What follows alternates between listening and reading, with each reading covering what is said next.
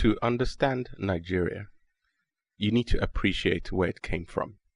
In 1900, Britain officially assumed responsibility for the administration of the whole of what we now know as Nigeria from the Niger Company. And then, gradually over the years, British protectorates were established throughout the territory. In 1914, the protectorates were amalgamated into one Nigeria. Actually, there's one additional detail that bears mentioning.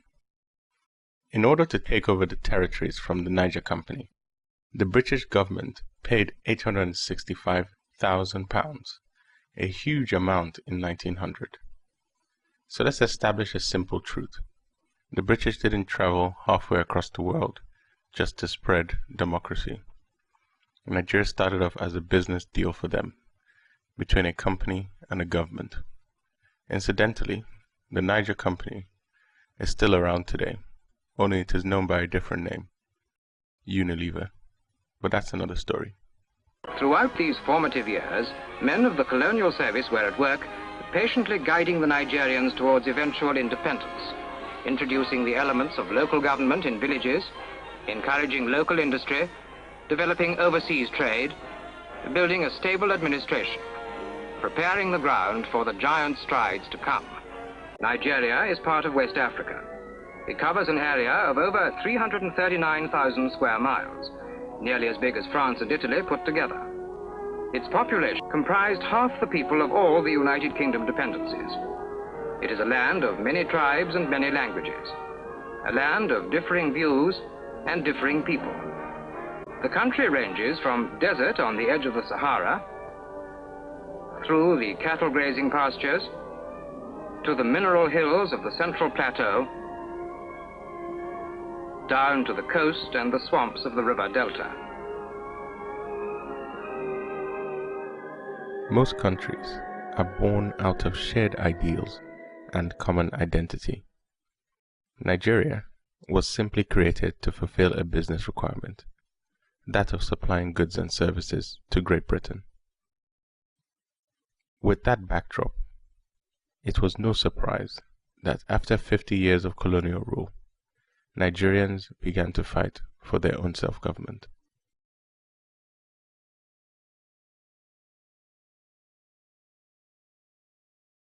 Newest visitors to London are delegates from Nigeria, members of the Legislative Council.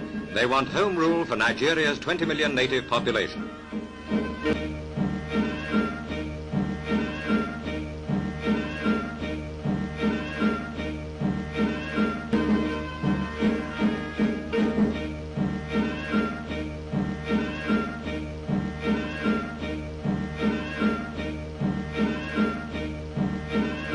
Speaking about his trip, Prince Adedoyin says, "We have come to the United Kingdom as delegates of the National Council of Nigeria and the Cameroons, chosen by our people, in order to demand for a more democratic constitution, to modify 4 laws affecting our lands, minerals and chiefs, and to request the British government to grant us more political responsibility to enable us to take an active part in the management of our affairs within the framework of the British Empire."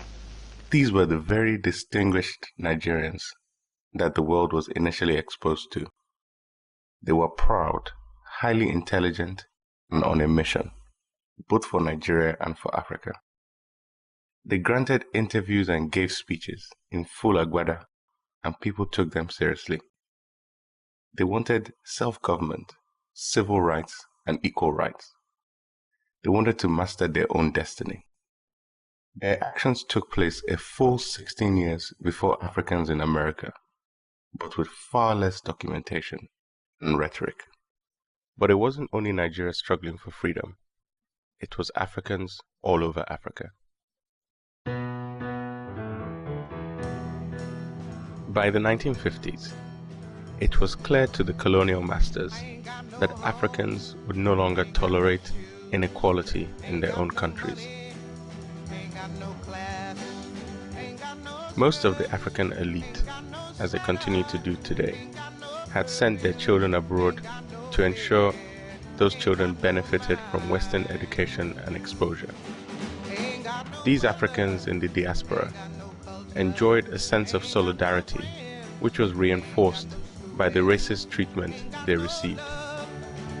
They met up frequently and organized a series of Pan-African meetings. They called it the Pan-African Congress. The 5th Pan-African Congress was held in Manchester, England. That event spawned a large number of men who would go on to become political leaders in their countries. They included Kwame Nkrumah, who went on to lead Ghana, Jomo Kenyatta, who went on to lead Kenya, Hastings Banda, who went on to lead Malawi, Peter Abrahams, who was a South African novelist and went on to become a prominent member of the ANC, George Padmore, one of the most influential Pan-African figures of the 20th century, and 2 important Nigerians, Jaja Wachuku and Obafemi Awolowo.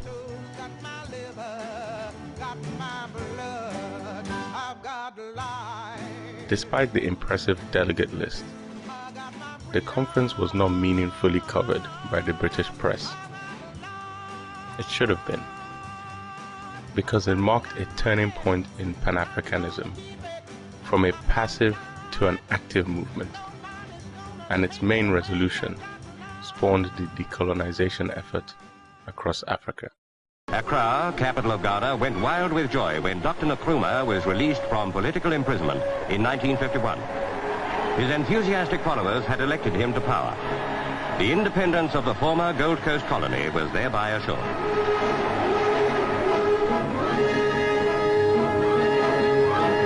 A born leader, Dr. Nkrumah dreams of a united Africa with himself its chief ruler. In the copper mines of Olanrewaju, 3rd largest producer in the world, the rule is white administration, colored labor. The same combination constructed the far-famed Kariba Dam. The Federation Premier, Sir Roy Walensky, is in no hurry to change the existing balance between white and colored races, claiming that in Rhodesia, it is a good, workable arrangement. Johannesburg, with a population of more than 1 million, is a magnificent city. Gold mine workings, visible on the outskirts, remind old-timers that the discovery of the precious metal only 74 years ago was the foundation of Joburg's wealth. Links with the not-distant past, when the colored man owned Africa, are still treasured outside towns. And the Union of South Africa never forgets that black men outnumber whites 4 to 1. The fear that the colored men may one day overwhelm the white is at the back of the South African government's segregation policy. But even here, the existence of the Black Sash movement, protesting against government policy, shows that many white South Africans agree with Anglican Father Huddleston in fighting segregation. Huddleston was brought back to England by his order. His work goes marching on. Members of Nigeria's new parliament assembled outside the House of Representatives in Lagos. They'd come from all over the Federation, and their ceremonial costumes were a clear indication of the importance of this first session. The ceremony was conducted by Sir John Stuart Macpherson, the Governor-General.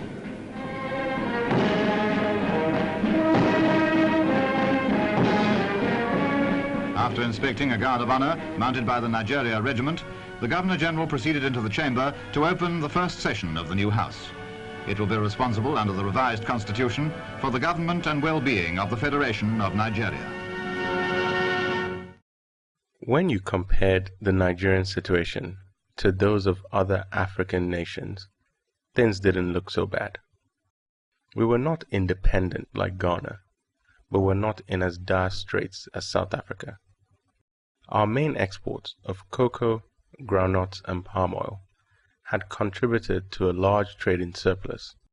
The British were gradually given over power, and by the time the Queen came to visit in 1956, we had representation in our own House of Reps, and were at least on the route to self-government. Lagos, capital of Nigeria, prepares to give the welcome of its life to Queen Elizabeth II, or in its own language, to Oba Obirin, the King Lady. 1 million Nigerians are here to greet her, among them the Federal Minister of Labour and Welfare, Chief Festus Okoti Igbo. 17 hours from the mists of London Airport, the Queen's Argonaut comes to rest in the sunshine of Ikeja, the airport of Lagos. The Guard of Honor is mounted by the Nigeria Regiment, many of whom, like the Queen's husband, wear the Burma Star.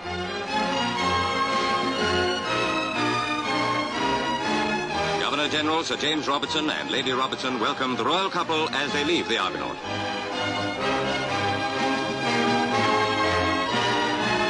In a temperature around the 100 mark, the Queen still looks cool as the royal car makes its 13-mile journey to the capital at a steady 8 miles an hour. Every foot of the way, the road is packed with Nigerians. The welcome is as tremendous as any Her Majesty has ever been given. And it's a proud welcome, for this is no longer a people in colonial subjection, but a free nation with its feet already firmly on the road to self-government. The Queen's car draws up to the city boundary, where the leaders of Lagos are ready to greet her. The Governor-General is there to present them to Her Majesty. Chief Adeniji Adele II, who has 5 wives and 25 children, is the first to welcome the royal guests to the city his ancestors have ruled for 2.5 centuries. Next are legal and other dignitaries. Finally, a welcome from a somewhat younger citizen, 4-year-old Folashade Lawson, daughter of the chairman of Lagos Town Council, a young lady who knows exactly where she's going and means to get there.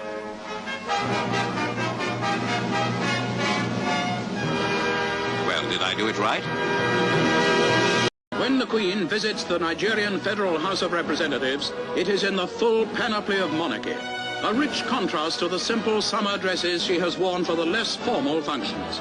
She receives a loyal address and replies.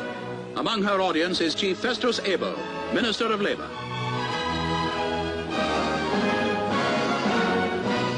Great hopes are centered on this new Nigerian leadership. Nigeria, a country as big as Pakistan, is rapidly becoming self-governing. Many expect it to become the foremost Negro state of the continent. In the grounds of Government House, a garden party is given for the royal visitors by the Governor-General Sir James Robertson and Lady Robertson. About half the 1,500 guests are Africans.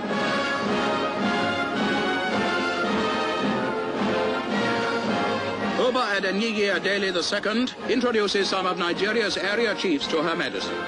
The Oba's family have ruled Lagos since before the British came. Now he is the president of Lagos Town Council.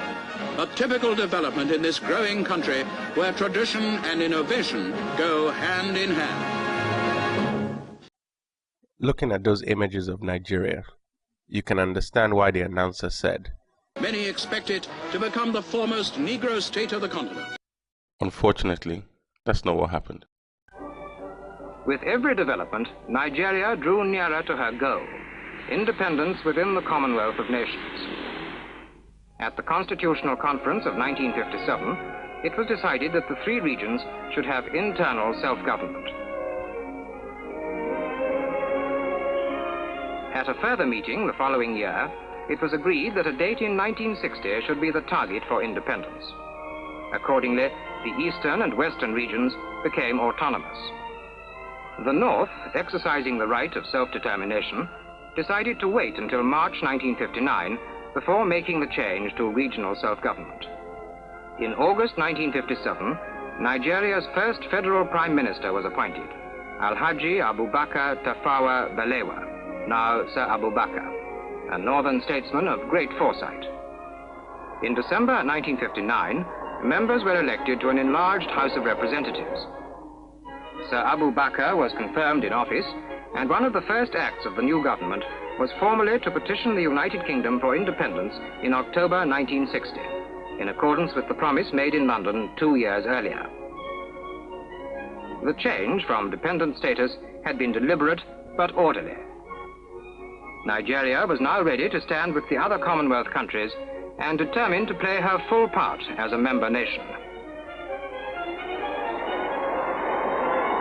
Now, the last elements of British administration have been withdrawn and a great new nation emerges.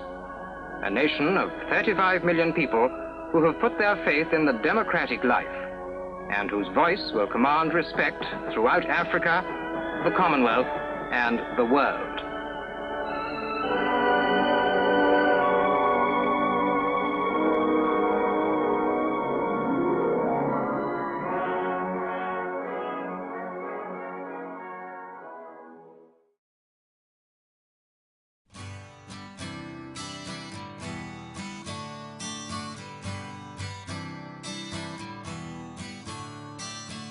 Don't you know, they're talking about a revolution. It sounds whisper. Don't you know, they're talking about a revolution. It sounds like a whisper. While they're standing in the welfare lines, crying at the doorsteps of those armies of salvation, wasting time. Today is Independence Day, the 1st of October, 1960, and Nigeria is now indeed an independent, sovereign nation. By an act of the British Parliament, Nigeria became an independent country on the 1st of October 1960. Tafawa Balewa was elected Prime Minister. Nnamdi Azikiwe formed a coalition government with him and became Governor General, and Obafemi Awolowo became head of the official opposition. At independence, Nigeria had a UK parliamentary-style government. Three main political parties existed: the National Council of Nigeria and the Cameroons, the NCNC, which had control of the Eastern region and was led by Nnamdi Azikiwe, the Northern People's Congress, the NPC, which had control of the Northern region and was led by Ahmadu Bello, the Action Group, AG, which had control of the Western region and was led by Obafemi Awolowo. The parties essentially represented the three main tribes, the Hausa, Yoruba and Igbo, a bad situation in a country that was supposed to be united as one. It meant that the ruling party essentially represented only one constituency, in this case, the North. So why was the North so powerful? The answer is simply because the British had designed it to be that way. Firstly, they had created a northern region, which was by far the largest by geography and population, hence giving it the most seats in Parliament. Secondly, the North had always been ruled indirectly, so the local customs and power structures had remained untouched. And thirdly, rumors abound that the North had been helped by the British to enter power by devious methods including vote rigging and compulsory voter registration. No doubt, we in Nigeria are very anxious of fostering a good relationship with all the countries in Africa, and we hope that after October 1960, we shall go all out in order to make friends of our African neighbors. We are really interested in the other African states, but not in the sense of having a federated African states or a union of African states, because we feel, though the thing might come about sometime in the future, it is most important for our countries in Africa, especially those in West Africa, to do their utmost to develop the resources in their individual countries. Hearing Balewa speak, you are reminded that on the whole, the founders were intelligent people. However, they were also ambitious and had a deep mistrust for each other. Awolowo had always felt that the Yoruba should be the leaders, and was unhappy as leader of opposition. Azikiwe, on the other hand, was in a figurehead role, similar to the Queen's role in England today. In fact, Azikiwe had only joined with the MPC because Festus Okotie-Eboh had forced him to. So who was Festus Okotie-Eboh? Of Labour and Welfare, Chief Festus Okotie-Eboh. Among her audience is Chief Festus Eboh, Minister of Labour. Festus Okotie-Eboh, who once increased the duty on imported shoes to protect his own shoe factories. Magical tricks. You know they touch money, but money go they miss. Your 5 accounts, they don't fool for Swiss. You they chop and you think say they no go notice. Waiting you they do bad and you know this. Okotie-Eboh was in charge of financing the NCNC party, a role which gave him a lot of power and eventually led to his appointment as the Minister of Finance for Nigeria. No one really understood or questioned how Festus was able to raise money. But according to Harold Smith, this money that he raised came from UK multinationals who were forced by the Foreign Office to make donations to the NCNC party. Given his control of such funds, it is no wonder Okotie-Eboh was powerful and was able to force Zik into a coalition. Zik had always financed the party, but as he was running out of money, Okotievo was fast replacing him as the key person behind the party. Hence, British propaganda, which was evidenced by the fact Okotievo was pointed out in every film about colonial Nigeria, was that one day Okotievo would replace Zik and they would have their man in power, as they've done in many other countries in Africa. But let's not be too negative about the man. He did have some positive achievements. He was responsible for bringing Julius Berger to Nigeria and directly responsible for the Echo Bridge getting constructed. Unfortunately, his wheeling and dealing also represented the beginning of the corrupt practices that have continued to dog Nigeria to date. But let's get back to the main story. Nigeria's politics were clearly divided along ethnic lines, and due to the number of seats held by the North, no major parliamentary decision could be taken if the North opposed it. For the South, it was clear that the only way they could enter power was either through a constitutional amendment, which was highly unlikely, or through violence. The creation of the Midwest state, led by Dennis Osadebe on August 9, 1963, also highlighted another issue, that of the non-homogeneous makeup of the South. The Midwest was home to the Edos, Urobos, Ijos, Isekiris, Isokos, and other tribes. The three-region structure largely ignored these and other minority tribes in Nigeria, so creating this state was positive as it brought a new voice to national politics. However, the negative impact was that it made the North even stronger. Other developments also added to the strength of the North. In 1962, the leadership of the Action Group was split as a result of a rift between Awolowo and Samuel Akintola, the Prime Minister of the Western region. The ensuing fight sparked rioting in the Western region, and the federal government declared a state of emergency. They then appointed Dr. M.A. Majekodun as a temporary administrator for Western Nigeria. Dr. Majekodumi's first act was to place many Action Group leaders under house arrest and then to launch an investigation into Awolowo.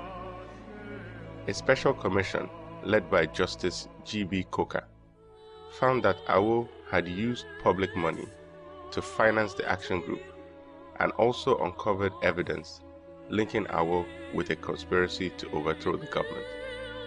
Awo was immediately charged with treason. Some other prominent Nigerians were also charged, including Anthony Enahoro, Lateef Jakonde, and Josiah Olawoyin. Most were found guilty, and Awo, along with several others, was sentenced to 10 years in prison.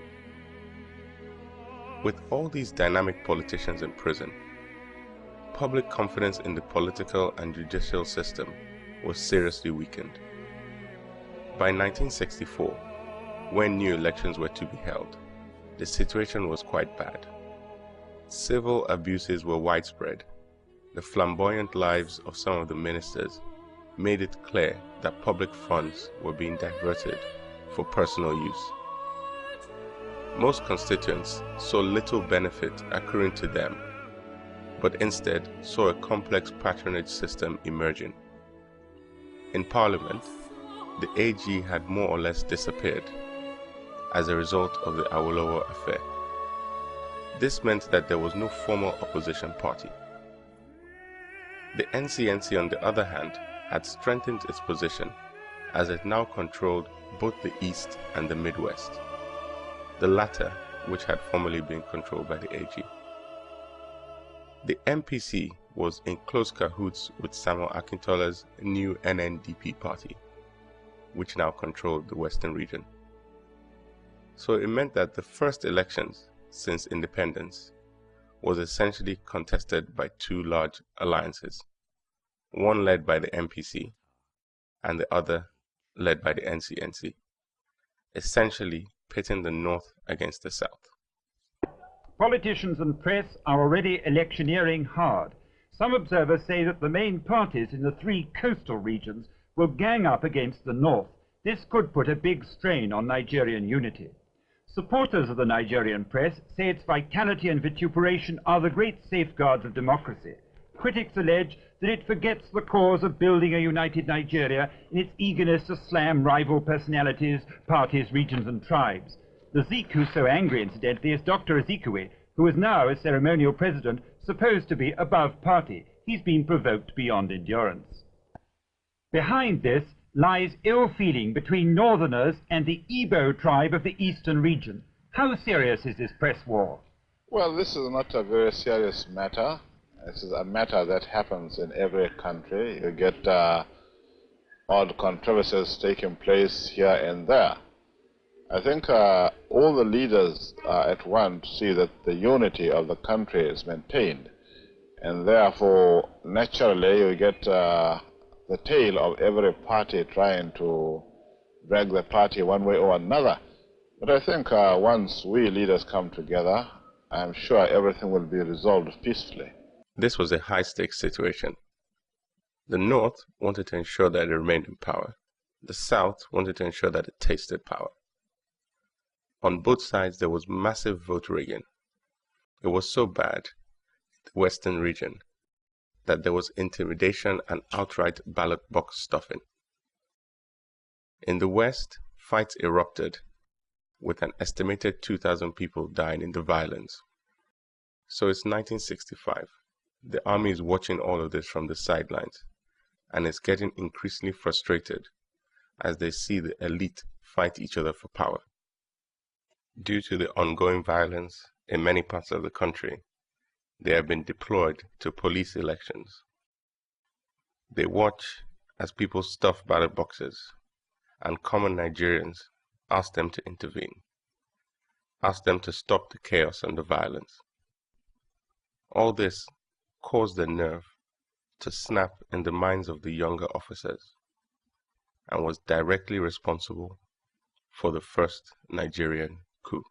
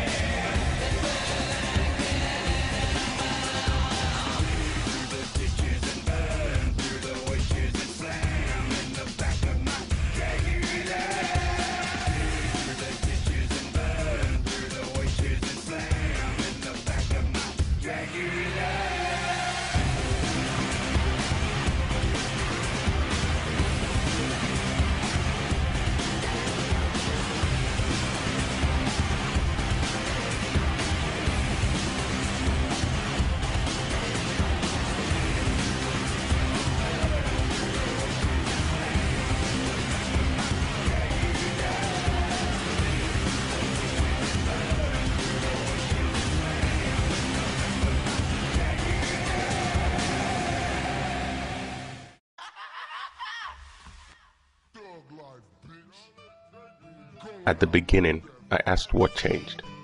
What made Nigeria, the great African hope, become Nigeria, the land of no tomorrow? It was the events of the 15th of January, 1966. Although the coup plotters were not successful in taking power, they were effective in destroying the government. The surviving members of government, led by Nwafo Orizu, handed over power to the military. The reason they gave was the volatile internal security situation. That day, Nigeria became a dictatorship. The coup now begins to look more and more like a straightforward military revolt against corruption in government, and one that's likely to last. It has popular backing. What's not so clear is who its real backers are. The man at present being put forward is the army commander, General Agui Ironsi, who arrived at the heavily guarded Parliament buildings to hold the new administration's first press conference. Who was Ironsi? He was a 42-year-old officer, born in Umuahia in East Nigeria. He had joined the Nigerian army in 1942 as a private and worked his way up to Major General by 1964. He was the first Nigerian to ever head the Nigerian army. He was an officer's officer, trained by the British, and a firm believer in the non-political role of the army. The federal military government in Nigeria has taken over the administration of the country. The functions of the federal military government will be exercised by the Supreme Military Council, and details of which will be announced later. Permanent secretaries in charge of federal ministries will continue in their office, carrying out the normal functions of government, and they shall be directly responsible to the federal military government when constituted. Will there be press censorship during this regime? I do not think that I should start off with press censorship. But I may impose censorship if it became necessary. John Davey of the Daily Mail in London, will there be any change in the external policy of your government? No. Television News of London. May I ask the General whether he regards his administration as a permanent or a caretaker administration?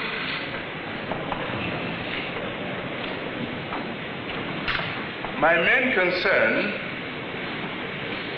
is to restore law and order as soon as possible. As early as Sunday, the day after the coup, people pursued their ordinary diversions as if they still lived under one of the most stable governments in Africa. No one seemed distressed or puzzled. Perhaps they were right not to be. Perhaps it's all very simple. In Lagos, from all one gathers, the coup is cheerfully accepted, and the Sardona and Akintola are unlamented. Even Balewa's departure from office is likely to be more wept in London than in Lagos. Gabriel Fagbore, a Lagos journalist, gave me his view of the takeover's real causes. From my own point of view, corruption, nepotism on the part of politicians of all parties, and the danger of internal strife in Nigeria swept the army into power. Some of these soldiers, I believe, are much more intelligent and much more patriotic than the politicians, whom we all condemn. But there has been a wave of this in West Africa in particular, Central African Republic, Dahomey, the Congo, all kinds of places. Why is this? This is not peculiar to West Africa. You have them in South Africa, too, in South America too.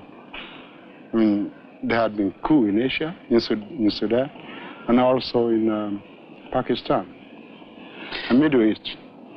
No special reason, then, here in Africa? Well, I can see no special reason, but there is something I say less. Young elements in Africa are in a hurry as much as the continent. Most of these African countries are being ruled by men who belong to the old brigade, who are corrupt and who accept nepotism, corruption, injustice, greed, avarice as virtues. And some of us, I'm not a member of the army, mind you, but some progressive elements believe that this is not the age for corruption. People who go into public life must be prepared to serve for the glory of service. If only Gabriel knew what was in store. Maybe he would not have been so welcoming of the military. Anyway, although Ironsi had taken over power in the south of the country, the north was still controlled by one of the coup plotters, Major Nzeogwu. Major Nzeogwu, can you please give me an account of the night of the coup in Kaduna? Well, it's rather something like the longest day. We started this off on the night of the 13th of January when a night exercise was planned by the military college, which I command. We took out troops to the ground and taught them how to do night attacks. We didn't tell them what we were planning for, but at the end of the exercise we took them out and showed them various places where they were to stand and just remain in their vehicle. Next day we went out again for the same type of exercise, and at the end we issued them with ammunition this time, live ammunition, and told them that they were going back to the same place as they went yesterday, but this time they were to get certain people. And they were with you, were they? Oh, of course they did. Oh, they all supported us. Did the Sergeant himself attempt to fight? Well, no. We didn't see him until the time we actually shot him. He ran away from his house when we fired the first few shots of anti-tank gun into the building. The whole roof was blown up and the place was set alight. Then we went to the rear of the house and started searching from room to room until we found him amongst the women and children, hiding himself. So we sort of took away the women and children and took him. Now, what are your relations with General Ironsi in Lagos? Well, very good. He's my boss. I have always been under him, and I still am under him. There isn't really any problem. A few misunderstandings arose, but this was due to the publication in the press and by announcements over the radio. At one time they started calling us in Kaduna rebels, whereas in fact the revolution was all a planned affair all over the country, and many other people were cooperating. Imagine being a northerner and listening to the flippant way that this Igbo major talks about killing your premier. Add on top of that the North's general hate of the East, and you can start to get the picture of the sort of tribal tension Nigeria was heading towards. One thing I've noticed, Premier, while I've been here, is that Northerners seem to have, I might almost call it, obsession about the Igbos. Could you perhaps explain that to me? Well, the Igbos are more or less the type of people whose desire is mainly to dominate everybody. If they go to a village, to a town, they want to monopolize everything in that area. If you put them in a labor camp as a laborer, within a year they will try to emerge as headman of that camp, and so on. Well, in the past, our people were not alive to their responsibilities, because you can see from our northernization policy that in 1952, when I came here, there weren't 10 northerners in our civil service here.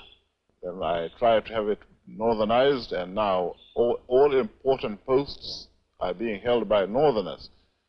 Is this policy of filling all key posts in the north solely with northerners and not with other Nigerians a temporary or a permanent one? In actual fact, what it is a northerner first. If you can't get a northerner, then we take an expatriate like yourself on contract. If we can't, then we can employ another Nigerian, but on contract too. This is going to be permanent, I should say, as far as I can foresee, because it will be rather dangerous to see the number of boys who are now turning from all our learning institutions, coming out with having no work to do. I'm sure whichever government of the day might be, it will feel rather embarrassed, and it might even lead to bloodshed. Doesn't this damage the idea, sir, of all people in all regions in Nigeria being fellow citizens of one country? Well, it might, but you are, I mean, new to our region, but how many northerners are employed in the east or in the west? The answer is no. And if there are, there may be 10 laborers employed only in the two regions. What Bello said was mostly true. The Easterners at that time were the most progressive Nigerians. They were in top positions all across government, and with Ironsi and Easterner in power, the northern fear was that the East would dominate Nigeria forever. Ironsi, in turn, did two things that exacerbated the problem. Firstly, he did not execute the coup plotters, but instead put them in detention. Secondly, he announced a unification decree, which centralized power and reduced the previous autonomy of the regions. These mistakes would lead to Ironsi's eventual overthrow and death.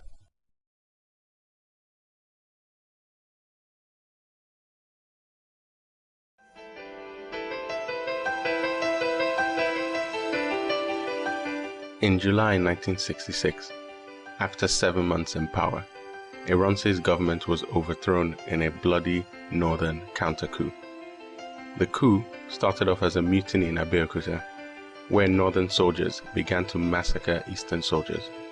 It then spread across Nigeria and became a full-scale insurgency.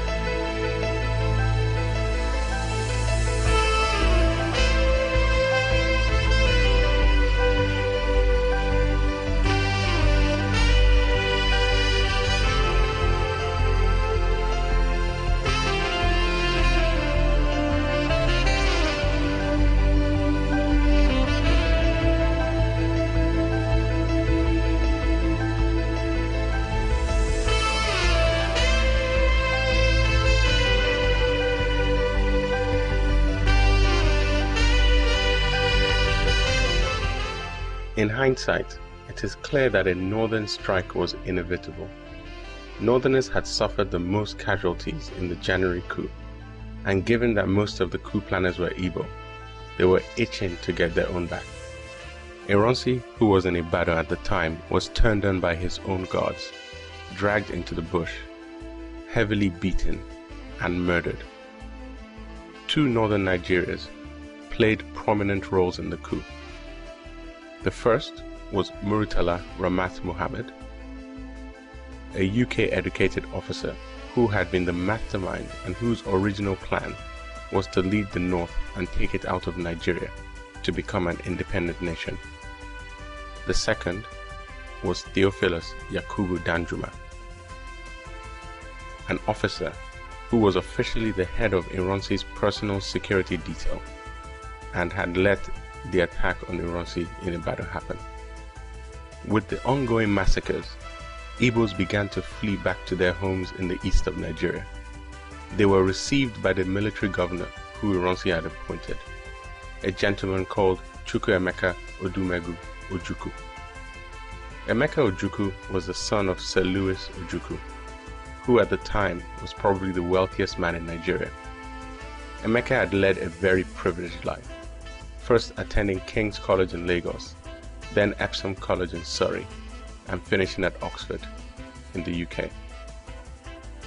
Ojukwu was obviously distressed by what was happening to his people and made it clear to Lagos that he was unhappy with the situation.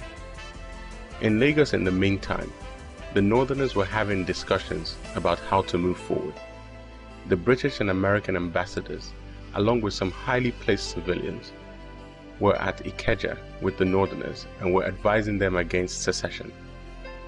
The Northerners then decided to appoint their highest ranking officer, Lieutenant Colonel Yakubu Gowon, much to the chagrin of Murtala, who had led the coup.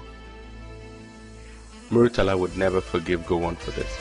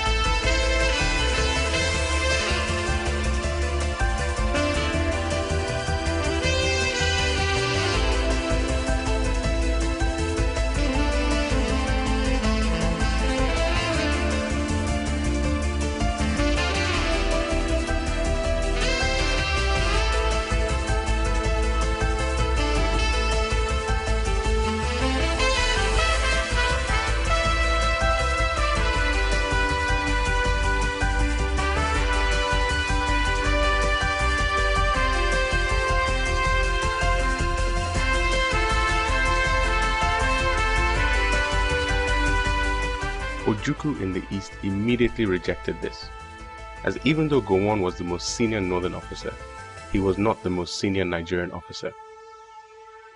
Thus began the events that would lead up to the Nigerian Civil War, also known as the Biafran War. In our case, that thousands have been massacred is not in dispute. One then might be permitted to ask, at what stage does this massacre become genocide? It was true. Igbos were being mercilessly killed, and the nation was descending into anarchy. A solution needed to be found to prevent the country from imploding. Ojukwu saw a potential way out in Awo, who was still in prison. If Awo was released from prison and decided to take the Yorubas out of Nigeria in protest of northern domination, then Ojukwu could do the same with the Igbos. Awo and the north weren't stupid, however. Oil had been discovered in the east, and it was becoming clear how much wealth could be generated from that oil. So, Awo, on his release, instead of announcing Yoruba secession, accepted a position as the highest ranking civilian in Gowon's administration, essentially creating a north-south alliance and leaving the east in the cold. It's ironic that Awo, one of the people responsible for bringing democracy to Nigeria, would serve in and support a completely undemocratic government. It probably gives an insight into how much he wanted to be in power. Another interesting question to ask is why Britain, whose shining democratic experiment in Nigeria was being decimated, did not interfere and refused to recognize the Gowon government. The answer, I guess, is fairly obvious. Nothing would really change for Britain. Either way, the implications of what Awo and the British failed to do are clear. They tacitly acknowledged an illegitimate regime and set the stage for coups and illegitimate takeovers to come. With the North and the South in an alliance against Ojukwu, his position was becoming untenable. Igbos, who had all been displaced, were encouraging him to take them out of Nigeria and form an independent nation. Gowon, on the other hand, was making it clear to him that any such action would be viewed as treason and would result in a police action, an euphemism for war. In a bid to prevent hostilities, both sides decided to meet on neutral ground.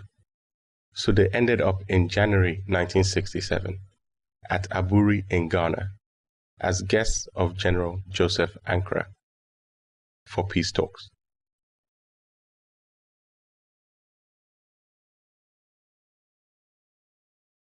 Hey, what's up now? Brother, what's up? This is a groovy party, man. Yeah, brother, I can dig it. Stop. Right on. Hey, man, what's your name?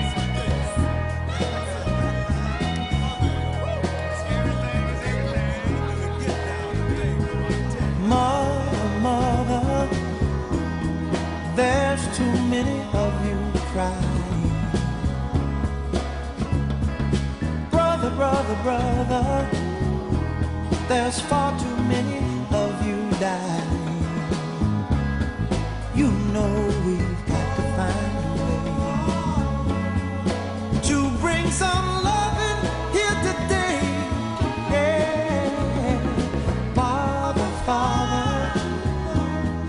we don't need to escalate. You see, war is not the answer, for only love can conquer hate. You know we've got to find a way to bring some love in here today. Oh, picket lines and picket signs don't punish me with brutality. Talk to me so you can see. Oh, what's going on? What's going on? What's going on? Yeah, what's going on? Oh, what's going on? Right on.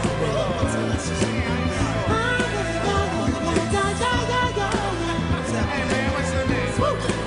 Right on. Right on.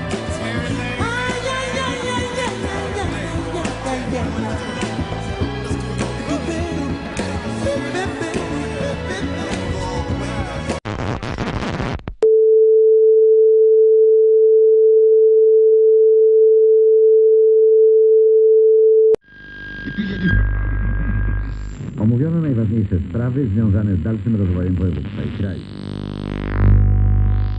We are fighting this war in order to avoid the disintegration of the country into several mini-states, which will become protectorates of foreign powers. Everyone knows what the consequence of such disintegration will be. The tiny states will all recklessly acquire arms from their protectors. There will be continuous war, insecurity of life and property, and much greater sufferings than we have yet experienced.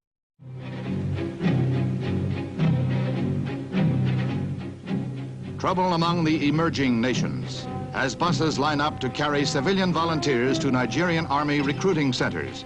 Some 10,000 citizens answered their government's call to arms. Nigeria's rebel eastern state, the Republic of Biafra, declared its independence, setting off an unofficial war. Even women leave their homes and jobs to volunteer for military service. Nigeria is attempting to regain the breakaway state and declared that if necessary, Biafra will be crushed by force.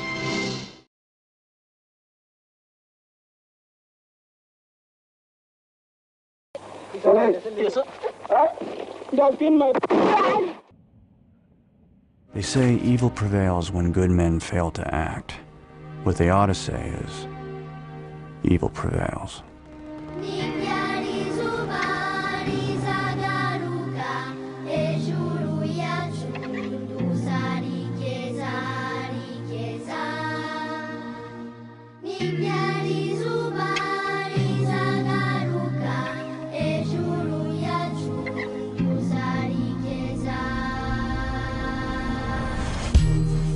Rwanda, yeah, Rwanda. They said many are called, a few were chosen, but I wish some wasn't chosen for the blood spilling of Rwanda. They said me shocking, I've been there go. Thrown in the fire, but you never get burned. But I wish some didn't get burned in Rwanda. They said the man is judged according to his works. So tell me, Africa, what's your worth?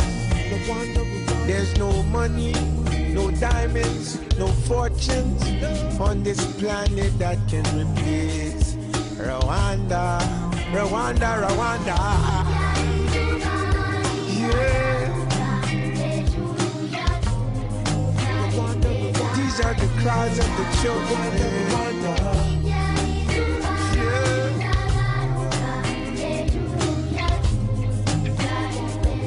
Anybody hear my cry in America? It's the United States of America. Then why can't Africa be the United States of Africa? Rwanda, Rwanda. And if England is the United Kingdom, then why can't Africa unite all the kingdoms and become the United Kingdom of Africa? Rwanda, Rwanda, Rwanda, Rwanda. Yeah. Yeah. These are the cries of the children. Yeah. Rwanda, Rwanda. Can anybody out there hear our cries? Yeah. Heaven's cry. Jesus Christ. Yeah. Lord, can you hear us calling you?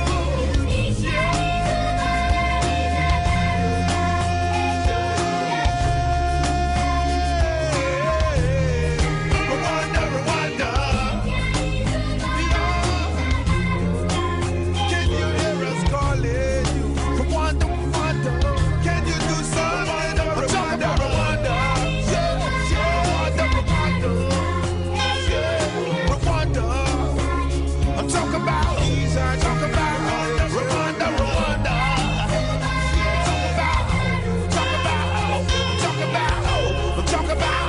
I'm talking about. I want to play my guitar for Rwanda.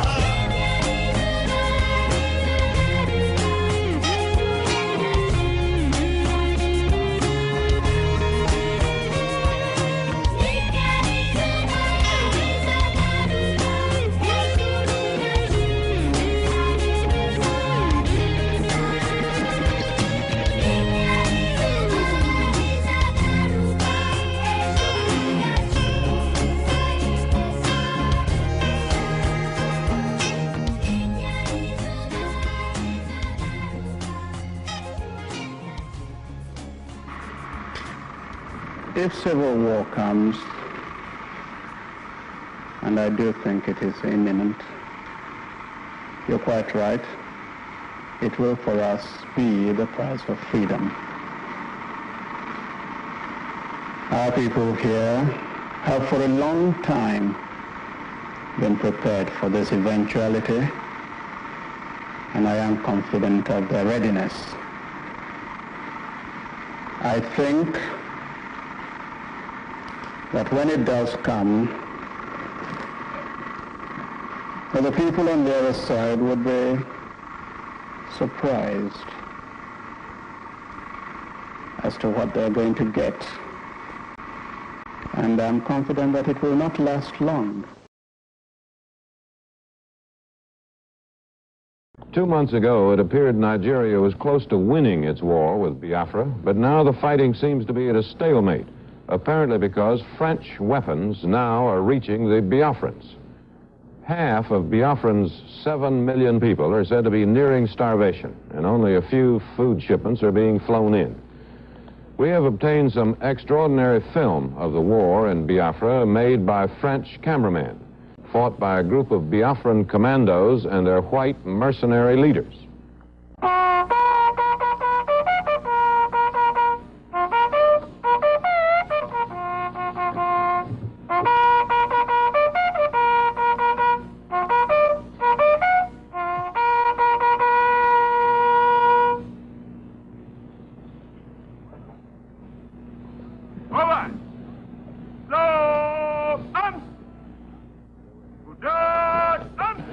7 mercenaries in charge of 4,000 Biafran commandos.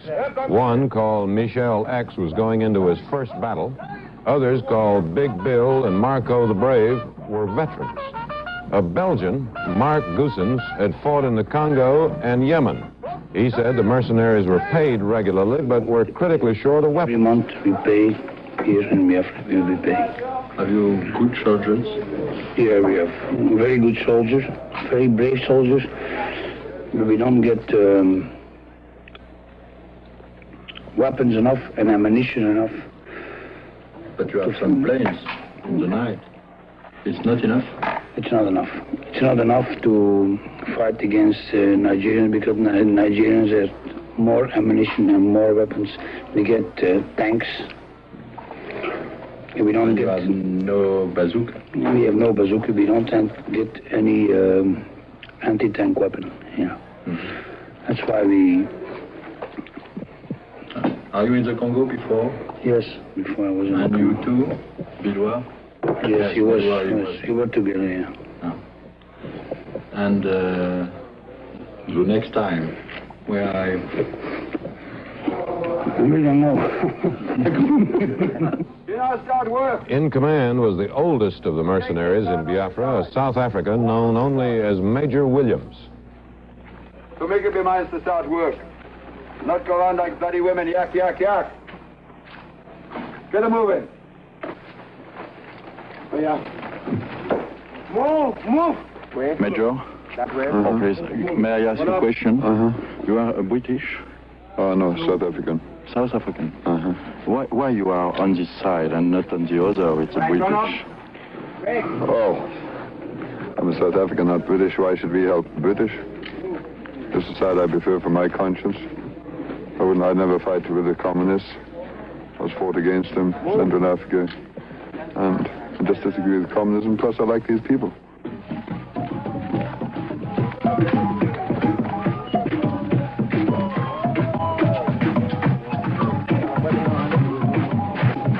They outgun us, outnumber us, but we've got the fighting spirit, as you saw this morning. The blokes are willing to go in and have a go. And with our morale, we will beat them. And you stay in Biafra? Oh, yes, definitely. More? Definitely? Definitely, until the end of the war. Then they go into the next one. Thank you.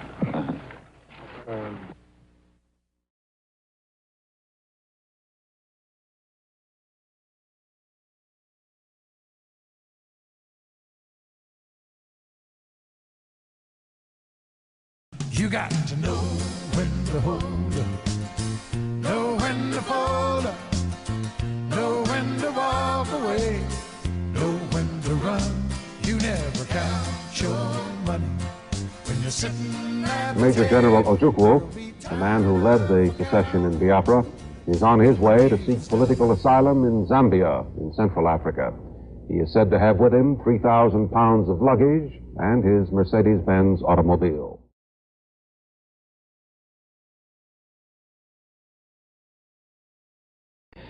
At 40 minutes past 4 p.m. today, Nigerian time, Africa's worst war came to an end, that between Nigeria and breakaway Biafra. Major General Philip F. Young, left in charge of Biafra when General Ojukwu fled Sunday, announced the end on Radio Biafra, a mobile radio station. He appealed to the federal Nigerian leader, General Gowan, for a ceasefire to negotiate a settlement within the framework of a united Nigeria. The war has lasted 2.5 years. Around 2 million people have died. The peril that remains now is starvation of 4 million Biafrans or slaughter by federal troops.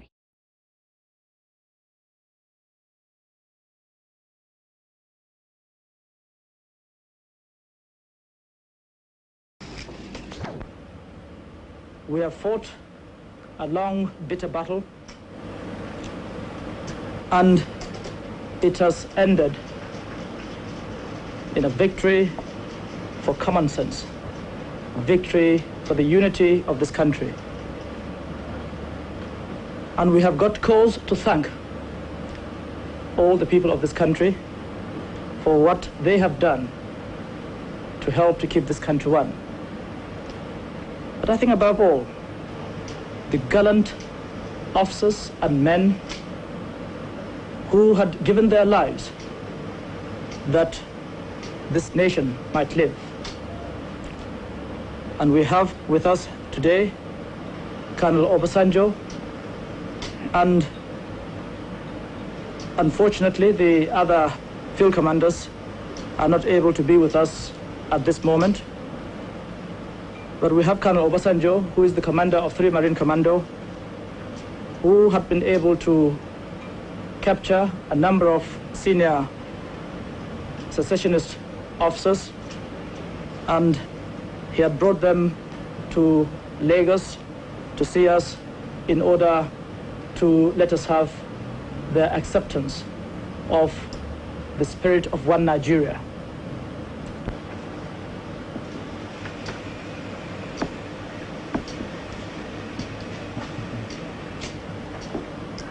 To formally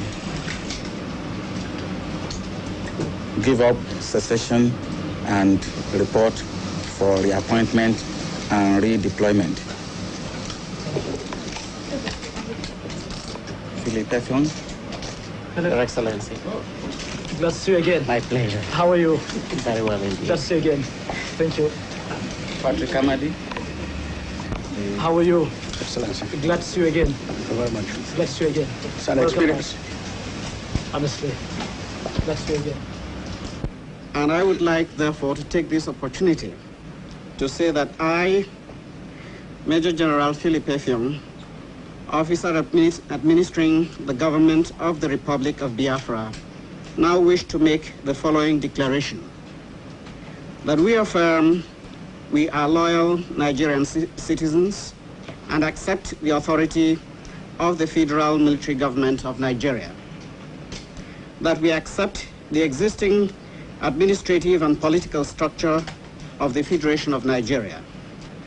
That any future constitutional arrangement will be worked out by representatives of the people of Nigeria. That the Republic of Biafra hereby ceases to exist.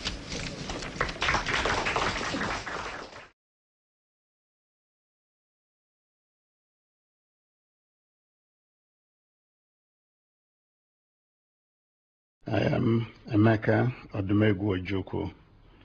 I was sometime General of the People's Army, the leader of Biafra during the Nigerian Civil War in the years 1967 to 1970. You know, of all wars, the most cruel is the Civil War. The Biafrans fought with everything they had. They were outmanned, outgunned, everything. But they stood, head up, shoulders back, chest out, and the stiff upper lip. Classically British. We could not understand that the British government could ever fail to see the justice of our position. We could not understand even that the world, seeing injustice, could just stand by.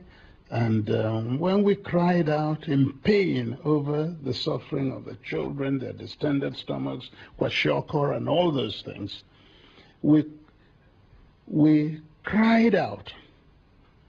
We felt actually the world owed us understanding.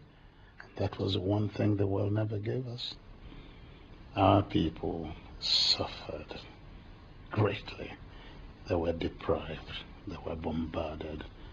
And they were rendered totally destitute in the period. You might also ask me immediately, then why continue the war? Because we, the Biafrans, saw ourselves throughout the entire period under the threat of genocide. And even when we couldn't fight anymore and moved forward into surrender, we surrendered practically in the belief that this was the end.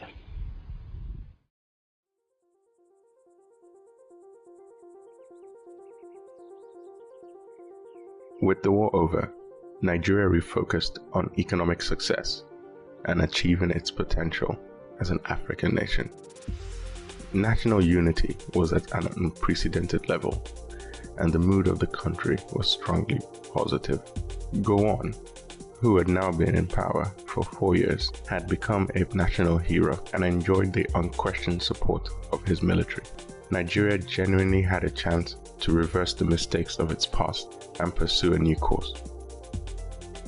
Over the next few years, Gowon made some important moves. First, he ensured no retaliation against the Igbo by making it abundantly clear that the Igbos were not to be persecuted. He provided funds for the rebuilding of the lands once occupied by Biafra and put an Igbo, Ukwabi Asika, as the administrator. Gowon's second action was to announce 1976 as the firm date for a return to civilian rule. His third action was to deal with the youth. He announced the creation of the Nigerian Youth Service Corps, the NYSC. The purpose of the NYSC was to inculcate in Nigerian youth the spirit of service to the country and emphasize oneness and brotherhood of all Nigerians. The program was compulsory for all Nigerian graduates, meaning you could not be employed unless you had served. It was a laudable concept, and the NYSC is an institution that still exists today. Gowon's fourth move was to deal with the economy. Firstly, he created a Nigerian currency, the Naira, to remove the lost links with the colonialists. Secondly, he took measures to address foreign ownership of Nigerian companies. At the time, 65% of Nigeria's economy was foreign owned and controlled. The foreigners consisted of two groups: the European conglomerates and the Lebanese, Syrian, and Indian traders. Not surprisingly, there was widespread resentment of this overwhelming presence of foreign capital in Nigeria.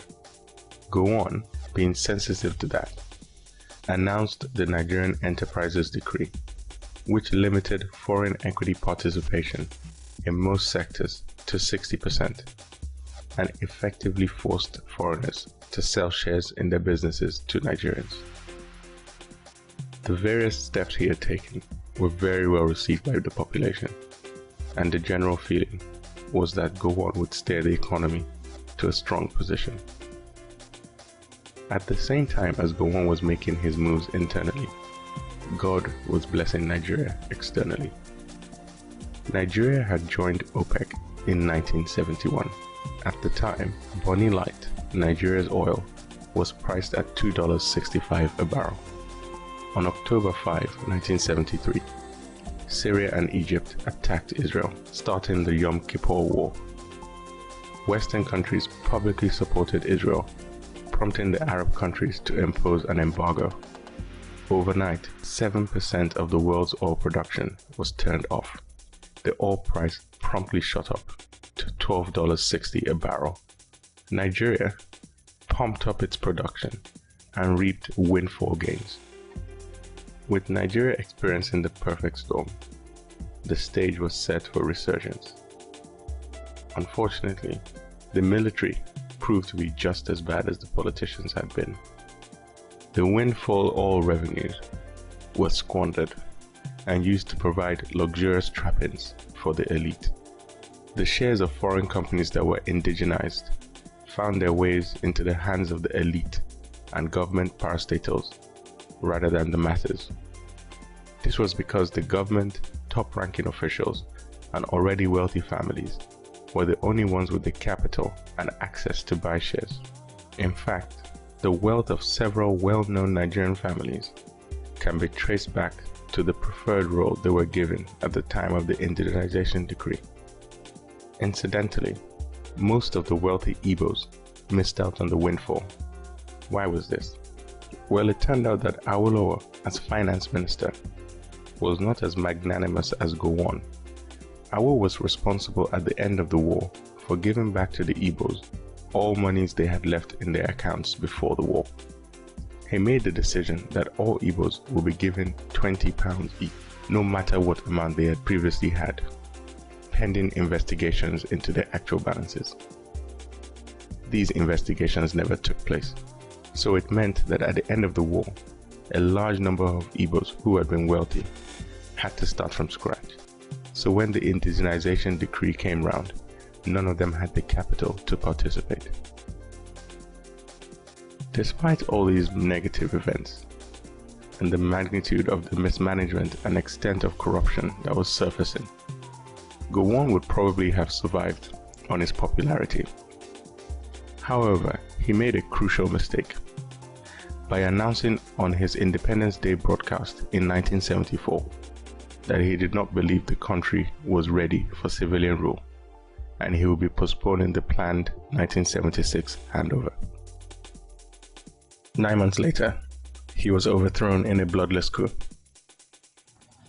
There was a bloodless coup today in Nigeria, which is Black Africa's biggest and richest nation and the world's 8th largest oil producer. The overthrow of strongman Major General Yakubu Gowon reportedly was engineered by the head of his personal bodyguards.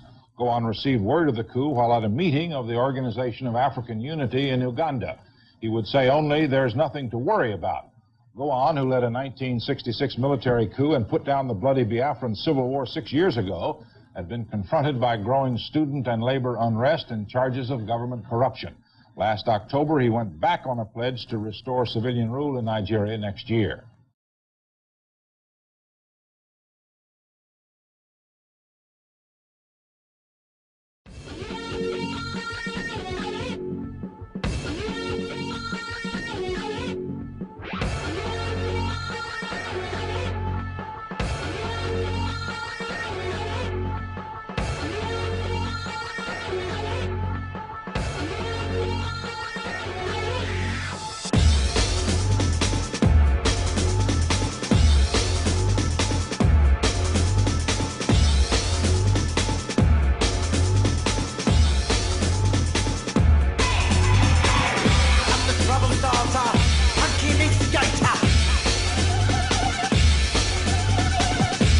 The coup of July 1975 was very different from previous coups in two key respects.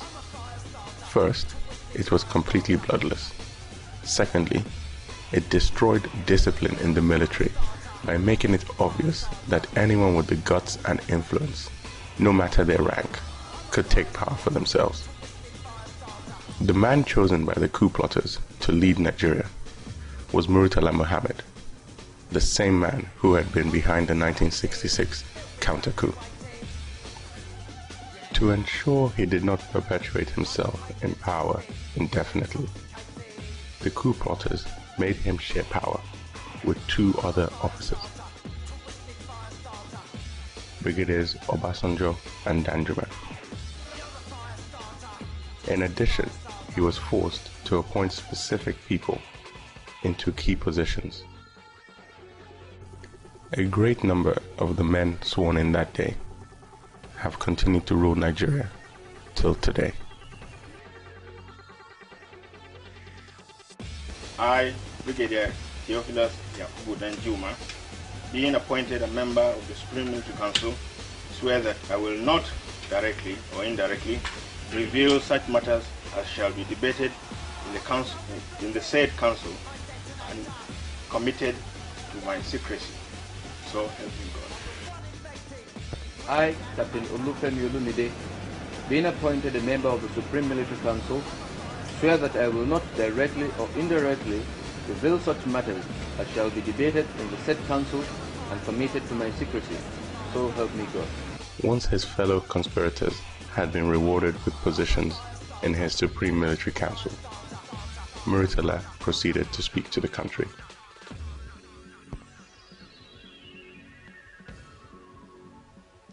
Fellow Nigerians, events of the past few years have indicated that despite our great human and material resources, the government has not been able to fulfill the legitimate expectations of our people. Nigeria has been left to drift. This situation, if not arrested, would inevitably have resulted in chaos and even bloodshed. In the endeavor to build a strong, united, and virile nation, Nigerians have shed much blood. The thought of further bloodshed, for whatever reasons, must, I'm sure, be revolting to our people. Murtala was dead serious. With amazing speed, he announced the forced retirement of all senior military officers, a mass purge of the civil service and parastatals, probes of former government officials, the movement of the state capital to a better and more central location. He changed Nigeria's foreign policy to non-alignment and made it clear he would only make decisions which benefited Africa. He also announced a return to civil rule by 1979. To ensure public perception stayed positive, he announced a low-profile policy where the military was to no more act in an ostentatious manner. He himself decided to stay in his personal residence in Ikoyi rather than move to Dodon Barracks. It was clear Murtala meant business, and the public welcomed him with open arms. Within 3 months, he became the most popular Nigerian ruler of all time.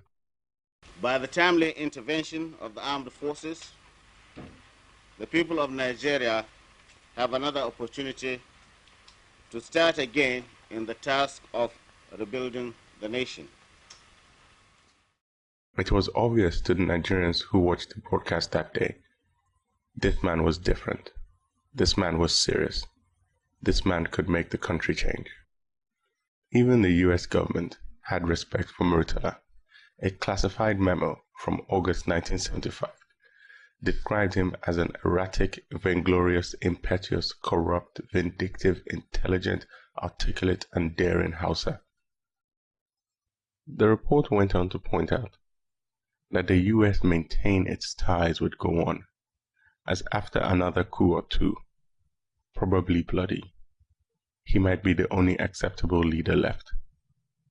It finished with an interesting suggestion that Murtala's takeover had potentially created a precedent which could usher in more coups. The author of that report was unfortunately correct. On the 13th of February 1976, Nigeria had its fourth coup. Murtala Muhammad was assassinated on his way to work in a car without escorts. Gunmen had riddled his car with bullets while he was sitting in the famous Lagos go-slow. His bullet-riddled car can still be seen in the National Museum in Lagos today. The plotters had also planned to assassinate Obasanjo and Danjuma, but for various reasons were not successful. Hence, Danjuma was able to organize a response force led by Colonel Babangida to crush the coup plotters. With Murtala dead, a replacement was required. The North were keen that he be succeeded by a northerner, so the job was offered to Danjuma. Danjuma refused, so Obasanjo was asked to take Murtala's position. To ensure balance of power, a Northern Supreme Military Council member, Lieutenant Colonel Shehu Musa Yaradua, was promoted to take Obasanjo's place. Once the housekeeping was done, they set about bringing the coup plotters to justice.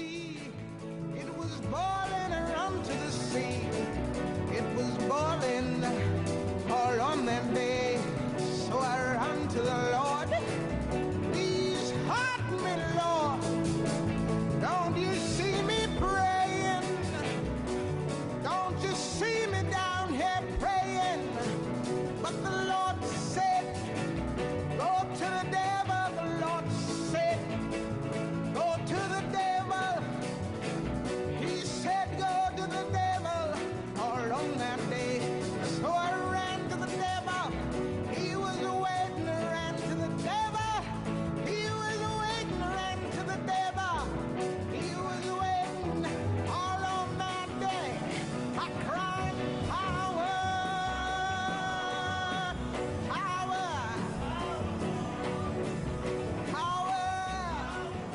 The coup was originally conceived as a major's plot in Kaduna during a combustion exercise which brought a number of these officers together. An inner circle of 3 started the discussions. Their main grievances at the time centered around the combustion exercise itself, which they considered rather tough. This group, headed by Major Dabang, was expanded to include other similar disgruntled elements. Simultaneously, Bisalla on his own has started a similar group, also mainly composed of disgruntled elements of the ranks of colonels and lieutenant colonels. The two groups soon got to know of their mutual existence. It was around this time that Dimka traveled to Madrid on official duties. He was then invited to spend a few days in London on his way back from Madrid for further discussions. While there, Dimka met and held discussions with General Gawan, who told him that everything was ready and he, Dimka, would be fully briefed by Bisalla on his return to Nigeria. Based on irrefutable evidence obtained by the Board of Inquiry, Gawan has already been asked to come home and defend himself. The nation was of course shocked that officers of the stature of Gowon and Bisalla could be involved in this coup attempt. Bisalla had been the only person from Gowon's military council who had been allowed to stay in Murtala's government. He had even sat next to Murtala during the first broadcast to the nation. Gowon, on the other hand, had walked quietly off stage after the coup against him and had been living in exile in London. It was hard to believe that he was the type of person that could support a bloody coup. Whatever the truth was, the new rulers of Nigeria were intent on making sure someone paid for Murtala's death. The Supreme Military Council has been meeting to consider, among other things, the conclusions of the military tribunal appointed by the federal military government to try those involved in the abortive coup of 13th February. The council has confirmed the sentences passed by the tribunal. Those condemned to death by firing squad have been executed today. These include Lieutenant Colonel B.S. Dimka and Mr. J.D. Gomwalk, 2 of the principal actors of the abortive coup. The coup plotters were killed by firing squad in full public glare on the beach. With them dead, the nation mourned its hero.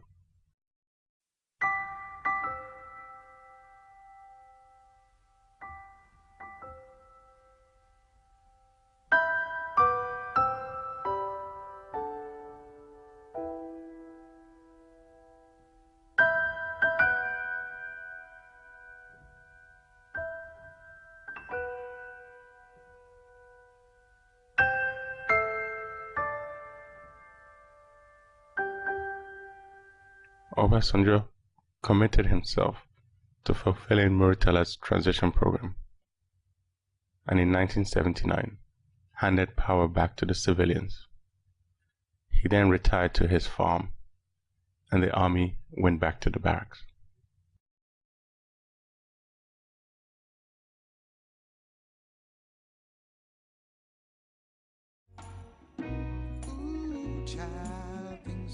The story of Nigeria from 1979 to 1999 is more or less the same as that from 1960 to 1979.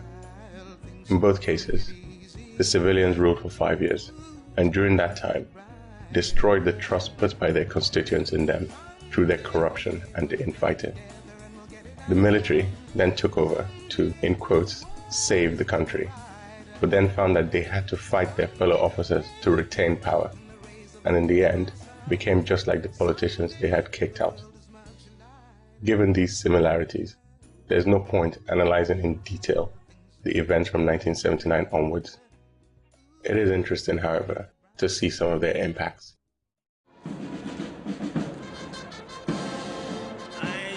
Usman Aliyu Shagari, do solemnly swear that I will be faithful and bear true allegiance to the Federal Republic of Nigeria, that as President of the Federal Republic of Nigeria, I will discharge my duties to the best of my ability, faithfully, and in accordance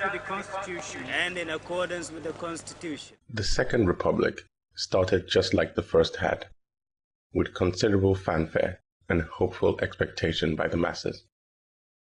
The man selected to lead Nigeria was Alhaji Shehu Shagari, a 54-year-old Muslim from the north who had served under both the Tafawa Balewa and Gowon governments.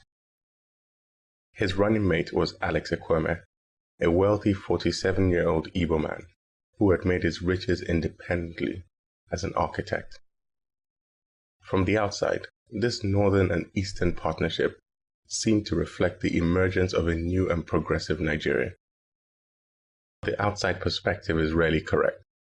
Astute observers of the Second Republic could clearly see the dangerous parallels between it and the aborted First Republic.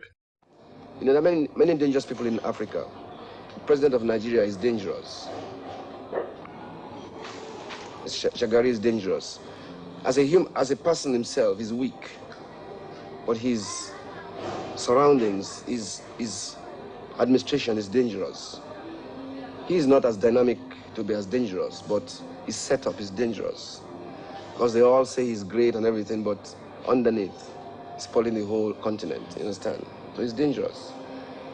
You know, he has nothing to offer. He doesn't make big statements as such, but it's in Nigeria they come and do apartheid committee, apartheid this, you know, they're meeting about Namibia in Nigeria. Everything Nigeria takes on its head.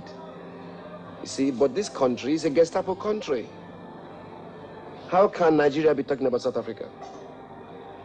You see, South Africa is better than Nigeria. I know so. But look, we are saying whites are mistreating blacks in South Africa. Okay, that is bad. That is racism. They have a reason to do it. Then blacks are mistreating blacks in Nigeria. What's the reason? That's worse. Police beat people on the streets like dogs. From the mid-70s, a time where those who had the power to cause change had decided to adopt the "if you can't beat them, join them" attitude, Fela stood out as a beacon for disenfranchised Nigerians. His mixture of funky beats and strongly opinionated, politically charged lyrics filled a void for ordinary Nigerians who lacked a voice. He went further than any others dared in naming names and pointing out the injustice in Nigeria. Elections to Ringo, Ambassador plan them very well. Elections to Ringo, Ambassador plan them very well. Him take all politicians, we rule Nigeria before. Disable politicians, we spoil Nigeria before. Ambassador carry all of them they there now.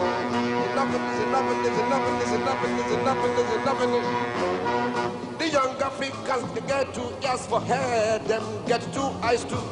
Them they see the thing where they happen on them, they hear them too. Few people they fat with the big money and the rest they hungry. Me I challenge your boss or Jordan, while you him there all the time. Make him carry me go any cut, I go open book for him. Now why your government we do? Egg by me now rigging my government we do. Yeah, party government we do. Egg by me give money, body, arranging it. Why yo, body, arranging it. We give money, why yo, add them together, give me the answer. As an average Nigerian during the Second Republic, you were like a victim of a cruel practical joke. You had just ushered out one set of corrupt leaders, only to receive a worse bunch. And this time you had actually voted for them. I'm going to sing now. It's one of my explanations of why Africa is low today. We all know that Europeans taught the Africans what they know today, what we use for our governmental processes. We all know about democracy. I condemn democracy now, because it's no more democracy. I write a tune about democracy, and I call the tune TDTMN. Teacher, don't teach me nonsense.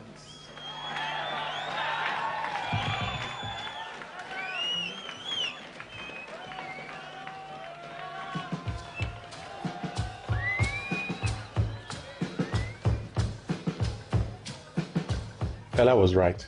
Democracy was not working. But in the country that Nigeria had become, you do not make these kinds of statements and remain untouched. Fela had become a real pain in the neck to the government, so they ensured life was difficult for him by continuously harassing him and his people and periodically throwing him in prison. Despite the persecution, Fela never wavered from his mission of being a thorn in the side of the government. One thing I want to assure them, if they think I'm going to change or compromise in my attitude, in my way of life, or in my expression, or in my goal towards politics, they are making me stronger. And I'm much more stronger now. So, as a matter of fact, I'm surprised that I'm so well so quickly. I mean, the kind of beating I got, you know. Then you want to see the police beating. It's terrible. I'll show you. You must see it. Look at it. Yeah. See? Look my ears. Right out of my ears, man. See? Bad. All over my body, man. Top to bottom. They beat the shit out of me. But I say I didn't die. Because my name is Anikulapo. I have death in my pouch. I can't die. They can't kill me. 1, 2, Despite the 3, continuing 4. irritation from Fela, external events had brought more pressing issues for the government. Nigeria had entered the beginnings of a painful recession triggered by a slide in the oil price due to a worldwide glut. The slide put severe strain on the foreign exchange earnings of the Second Republic. However, for political reasons, the government did not immediately reduce spending. Instead, it borrowed, thinking things would normalize quickly. No one could have forecast that the oil price decline would last for the next 10 years. So by 1983, Nigeria was learning the hard way what it meant to be an oil state. Its foreign currency reserves had declined from $10 billion to $1 billion. Foreign debt had ballooned to $15 billion, and inflation was running at 50%. Even middle-class Nigerians began to feel the pain of recession. Despite this, the elite continued to live lives of unimaginable luxury, buying houses abroad and opening Swiss bank accounts. So to divert attention from this, the Shagari government decided to take some drastic action.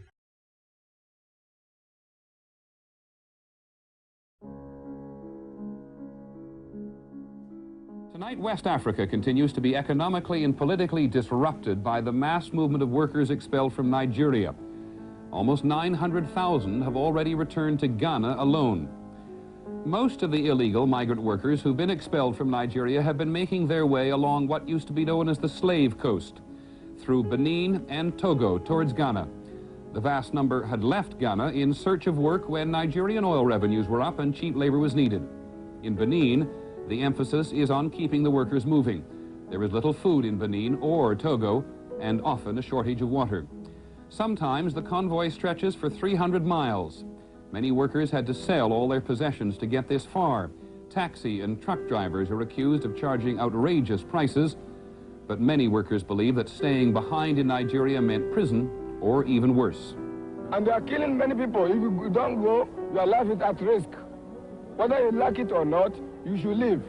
The Nigerian president, Shehu Shagari, has returned in the midst of all this from an overseas visit. He's made no public comment, despite international pressure for restraint, and most Nigerians appear to support the government's decision.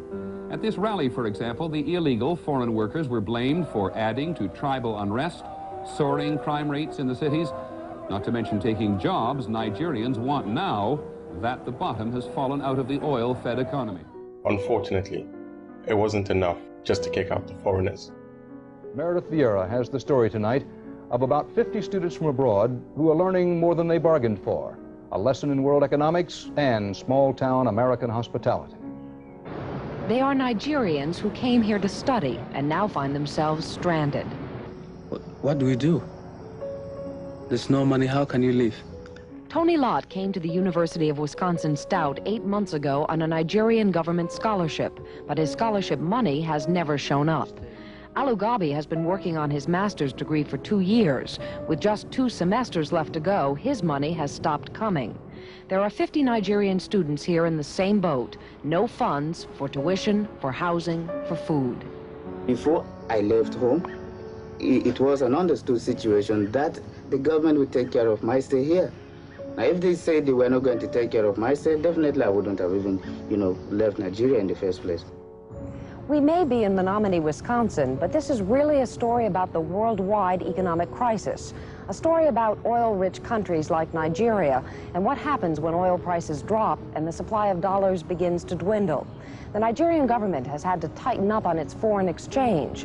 What that means here is a group of foreign students who can't get money out of their country, so they can't pay their bills. We're talking about $700,000 for that group of people. And that's more money than this university can absorb. Nationwide, Nigerian students owe some $87 million in tuition and living expenses to hundreds of colleges. We've tried talking to the Nigerian embassy, Ellen Lanahan says, but every time we call, someone will say, there isn't any money in the country right now. I don't foresee when there's going to be any money, but don't tell the students. Still, the university says beginning next week, it will only register those students who have cash up front. That leaves people like Tony Lott and Alugabi with no money to get home, worried about deportation, and wondering about a government which stranded them when all they did was come here to study. I would argue that Nigeria's abandonment of its brightest youth in a foreign country was directly responsible for pushing them into crime and ushered in the 419 problem we have today. Anyway, back in Nigeria, the situation had continued to deteriorate. Matters came to a head in 1983 when new elections were held. Shagari's government, despite the clear evidence of corruption, mismanagement, and oppression, was re-elected in a landslide victory. It was plainly obvious that the elections had been rigged.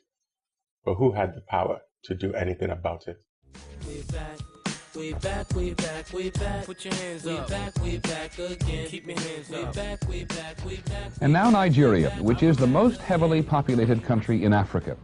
General Muhammad Buhari, who led the successful coup in Nigeria on Saturday, has now said that in the future, crooked civil servants would be put in jail without what he called the nonsense of legal proceedings. Other than radio broadcasts, Nigeria is still pretty cut off.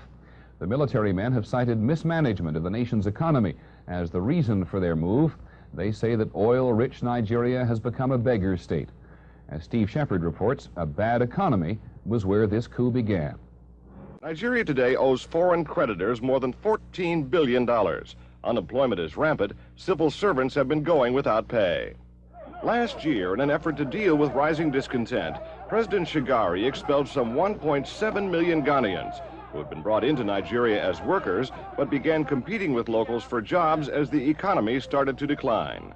And last week, Shagari announced a new austerity budget which would have cut food subsidies and other government programs. That apparently was too much for the military, whose leaders believed Nigerian civilian rulers were not just incompetent but corrupt. It overthrew Shagari and promised to clean up the government. Nigeria's new leader, General Muhammad Buhari, is known to Western observers. He is considered intelligent, conservative, and free from corruption, a Western-oriented pragmatist. For that reason, U.S. officials have hope that the new Nigerian government will work to maintain good relations with the United States. Because of its influence in Africa and because of its oil, those relations are considered extremely important here. Steve Shepard, ABC News, the State Department. Watch me! Watch Fraud, me! indiscipline, corruption, squandermania, misuse and abuse of public office for self or group aggrandizement, which had assumed debilitating proportions in the last few years will be dealt with ruthlessly, no matter whoever may be involved. And I'm super bad. I got soul. And I'm super bad. Now I gotta move. The private sector has also its share of crimes against the Nigerian economy, especially in the area of the distribution of basic commodities. Reports reaching us confirm large-scale hoarding of commodities. I have already warned that hoarding will not be tolerated. Gentlemen, I must point out that your assignment as military governors is a service posting. You are therefore subject to redeployment at any time as the exigencies of our calling may dictate. When Buhari said ruthlessly, he meant it.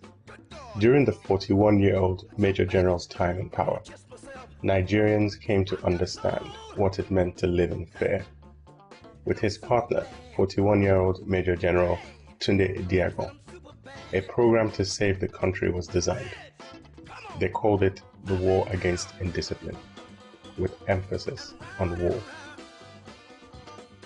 I want you to bear in mind the need to emphasize self-discipline and leadership by good example. Begin by drawing public attention to little but important everyday manifestations of indiscipline, such as rushing into buses, driving on the wrong side of the road, littering the streets, parks, and dwelling compounds, cheating, taking undue advantage of scarcity to inflate prices for quick monetary gains, constituting ourselves into public nuisances, working without commitment, and devoting little or no time to the upbringing of our children. Up to this moment, there has been no formal declaration of war against indiscipline. It is my pleasure, therefore, to declare today the launching day for the war against indiscipline. The problems Ediago highlighted were real, and most of the solutions he suggested that day, including environmental sanitation days and queuing at bus stops, were laudable. The issue was how he and Buhari implemented their campaign. They pursued a brute force and highly physical campaign, which inevitably made them unpopular with ordinary Nigerians. People were locked up without trial, and anyone who criticized the government was ruthlessly dealt with. Politicians were arrested and detained without trial, in some cases for several years. A case in point was their bungled attempt to bring a gentleman called Umaru Dikko to justice. The diplomatic storm that's come up suddenly between Britain and Nigeria could be the stuff of comic opera, except that no one involved is laughing. Nigeria early today ordered a British airliner carrying 244 people to return to Lagos soon after takeoff. Only tonight are passengers being allowed to depart on other flights. In London, some officials are linking this act with a bizarre kidnap attempt that backfired. The victim was an exiled Nigerian wanted back home in the worst way. The plot began to unravel when a suspicious British customs inspector ordered some airport crates to be opened. As Tom Fenton reports, his suspicions were justified. At least 2 of the 3 men found in crates with the kidnapped Nigerian about to be loaded on board this plane for Lagos last night are believed to be Israeli mercenaries. In one crate, the drugged Nigerian Umaru Dikko was accompanied by a man carrying syringes. He is believed to be Israeli. In a second crate were 2 other men, both fully conscious. One of these is also believed to be Israeli. They were Arab-like. Or Jew-like. I beg your pardon? Or Israeli-like. Or Israeli-like, yes. Middle Eastern. I think Middle Eastern would be the best general description. A former minister and leading politician, Dikko tops the new Nigerian government's list of most wanted men. In a country where corruption had become a way of life, Dikko stood out for the scale on which he operated. The military regime, which took over 6 months ago, charges that he stole more than $1 billion before he fled the country. Diko's chief aim in exile has been to bring down the regime at any cost. Any weapon that God gives me, I will use. Yesterday, Diko was neatly hustled into a van by 2 men in the street near his West End London home. It was a smooth, professional operation, but it went wrong at Stansted Airport last night. The Nigerian High Commission had not properly labeled the crates as diplomatic luggage and also bungled the required paperwork. Diko is now recovering in a private ward under heavy guard. The new government so desperately wants him back, it may well have decided to go for the best and use agents from the country that kidnapped Adolf Eichmann. Nigeria's High Commissioner in London was summoned to the Foreign Office today, and there were lots of questions. I'm not aware of that. Tonight, there are still more questions than answers. Tom Fenton, CBS News, London. Standing back and looking at that kidnap attempt, it was obvious that an administration that could organize and approve such an action had no respect for laws or due process. If Buhari and Idiagbo were allowed to stay in power, it was clear to their closest military colleagues that even they were not safe from brutal persecution. At the same time, the more ambitious generals who had helped to bring the regime to power had started to wonder why they were not running the country instead. Putting these two things together, it is no surprise that after 20 months in power, the Buhari-Idiagbo regime was overthrown in a coup arranged by their colleagues in the Supreme Military Council.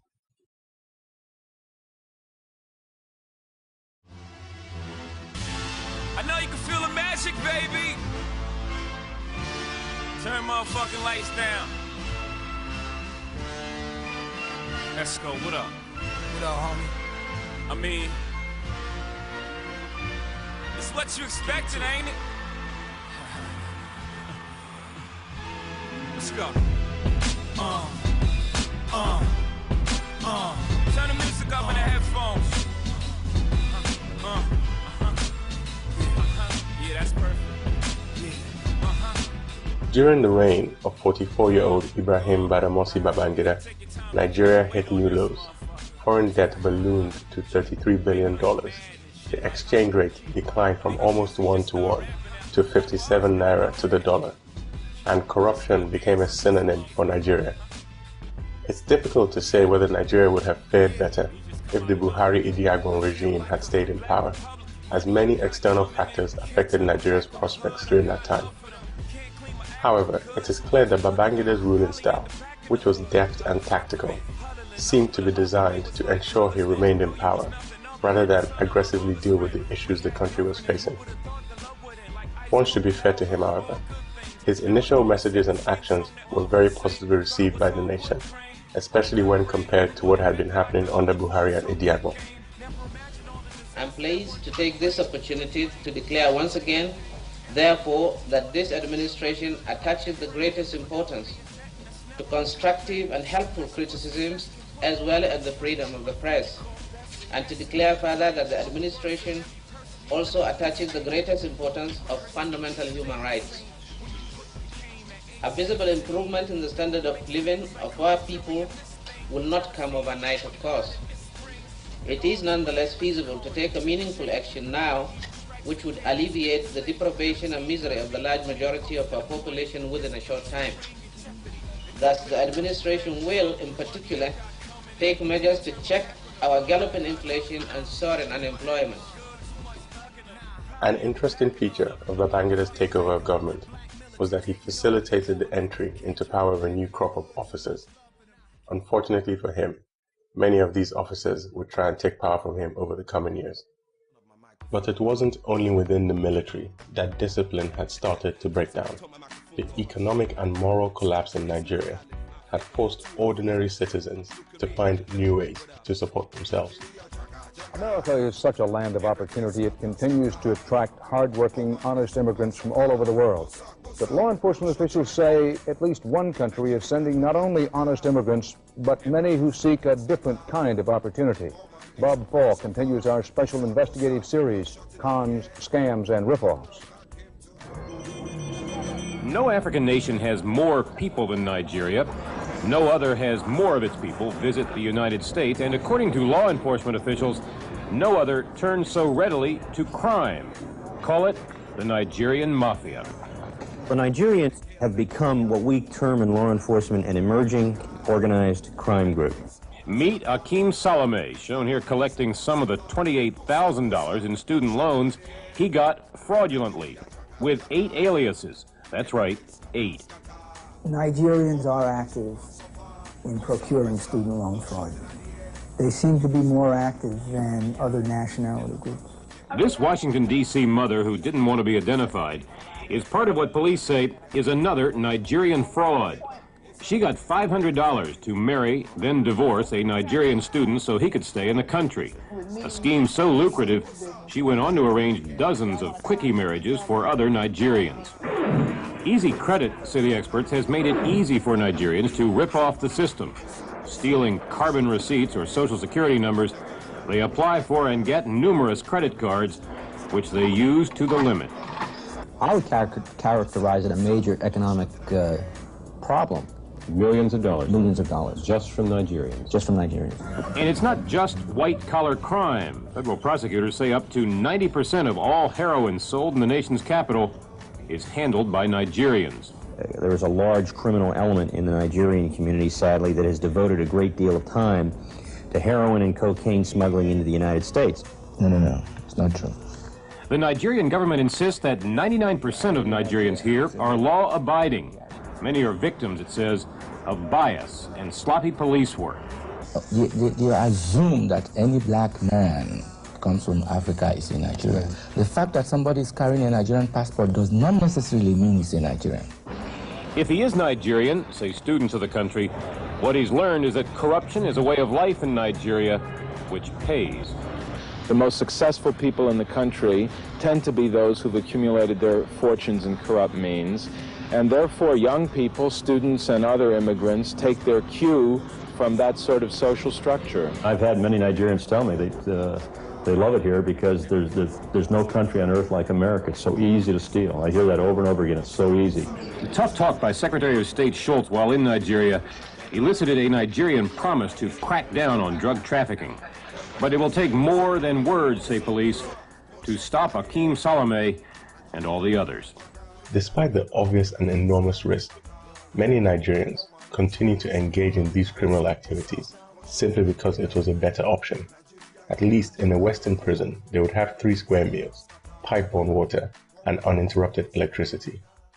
For those not brave enough to enter this international crime scene, all they could do was stay in Nigeria and suffer.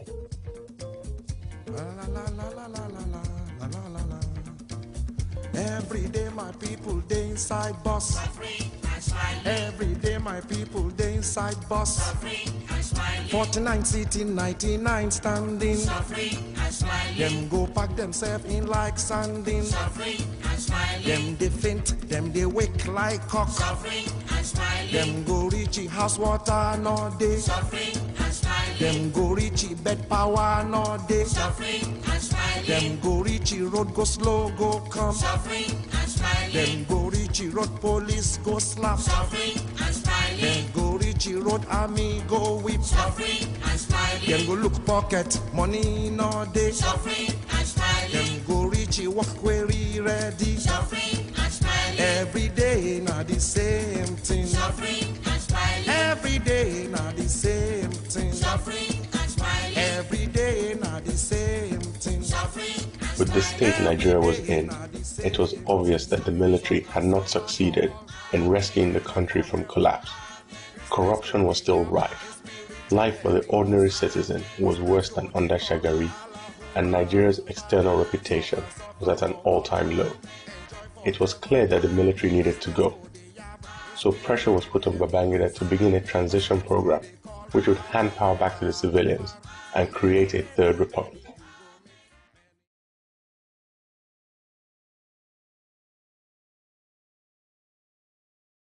We don't want Babangida again, and we want MKO. Who's MKO? Abiola. Back then, I also wanted MKO to be president. After all, he was a generally accepted winner of the Babangida organized and Babangida annulled Third Republic elections. It didn't matter that I did not know much about his policies, plans, or background. All I knew was that he was rich and gave money and gifts to everyone, even little boys like me. My views were illustrative of the attitude of the ordinary Nigerian back then. Expectations for a new government were low, and the focus was on electing someone who would not do much damage. A man as rich as MKO was, in our view, less likely to steal, and given his much talked about generosity, would continue to shower the ordinary citizen with gifts and promises. So it was simple. Give us MKO.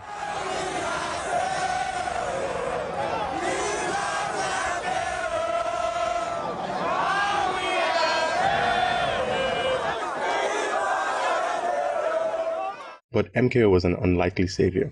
He was part of the establishment. His wealth was a direct result of his close ties with Shagari's government and the military after that. He had even been immortalized in a song by Fela.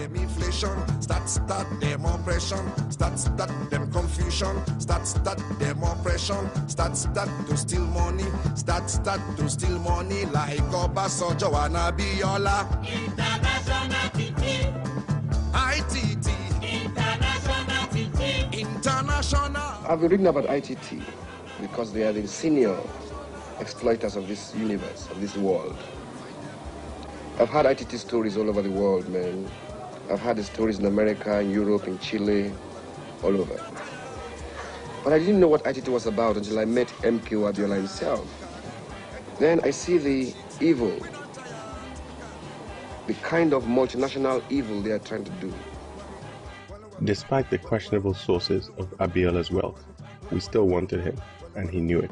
Challenge General Babangida to walk on any street of Nigeria with me without security and see how long it will take people, before people actually lynch him. That is the type of leader that Babangida is. It is still not clear today why Babangida and his supporters did not want to give power to Abiola, despite his obvious popularity and the fact he was one of their brothers in arms. Whatever the reason, the result of their actions was a worse outcome for Nigeria than anyone could have ever imagined.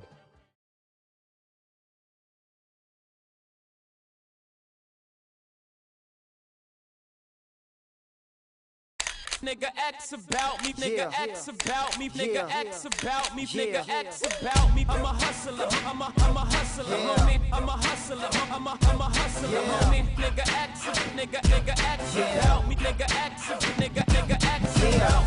The takeover of Nigeria by 50-year-old General Sani Abacha is an illustration of the quote, "From the frying pan to the fire." Babangida's continuing denial of the presidency to Abiola had put him in an untenable position. He had become deeply unpopular with the public and had lost the support of most of his military colleagues. He had to go, and he knew it. So he went, but in his own special Maradona way, by installing a Harvard-trained industrialist and loyal ally to run what he called an interim government.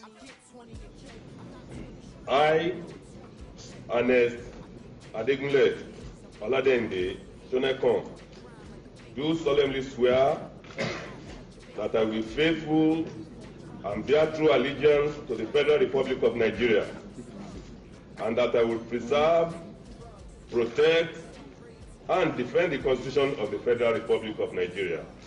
So help me God. But ordinary Nigerians were not appeased and continued to demonstrate against the interim government.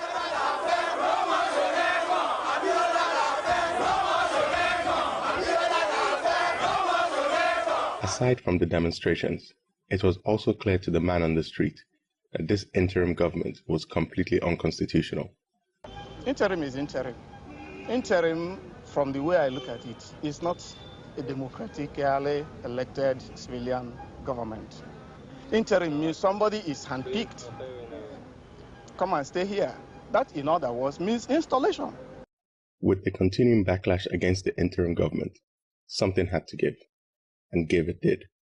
Babangida, as part of the creation of the interim state, had made an unprecedented move and appointed a soldier as Minister of Defense. That soldier was Sani Abacha. Abacha's job was purportedly to watch over the interim government. That was like asking a wolf to watch your sheep. After only 3 months, Abacha forced Shonekan to resign and finally took power for himself.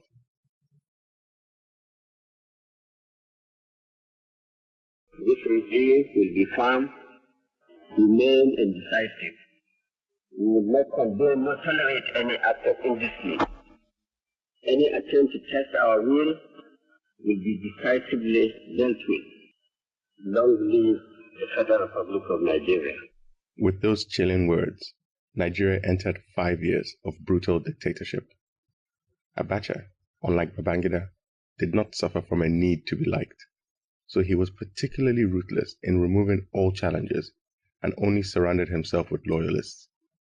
His first target was Abiola, who had been going all over the country, declaring himself as president.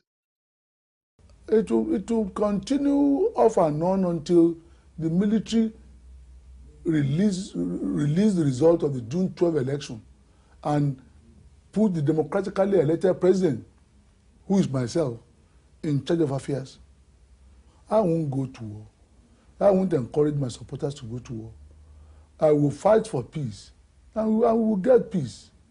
But see, we do not want the peace of a graveyard, a peace whereby somebody continues to ride on the rest of us with a gun. We will get peace, but we'll get peace with decency and integrity and honesty and probity and democracy. Abiola was eventually arrested from his home in Lagos by men from the secret police in June 1994. During his arrest, he made this call to the BBC. What is happening at your house? Are you being arrested? I'm being arrested. I'm just going out now with the police.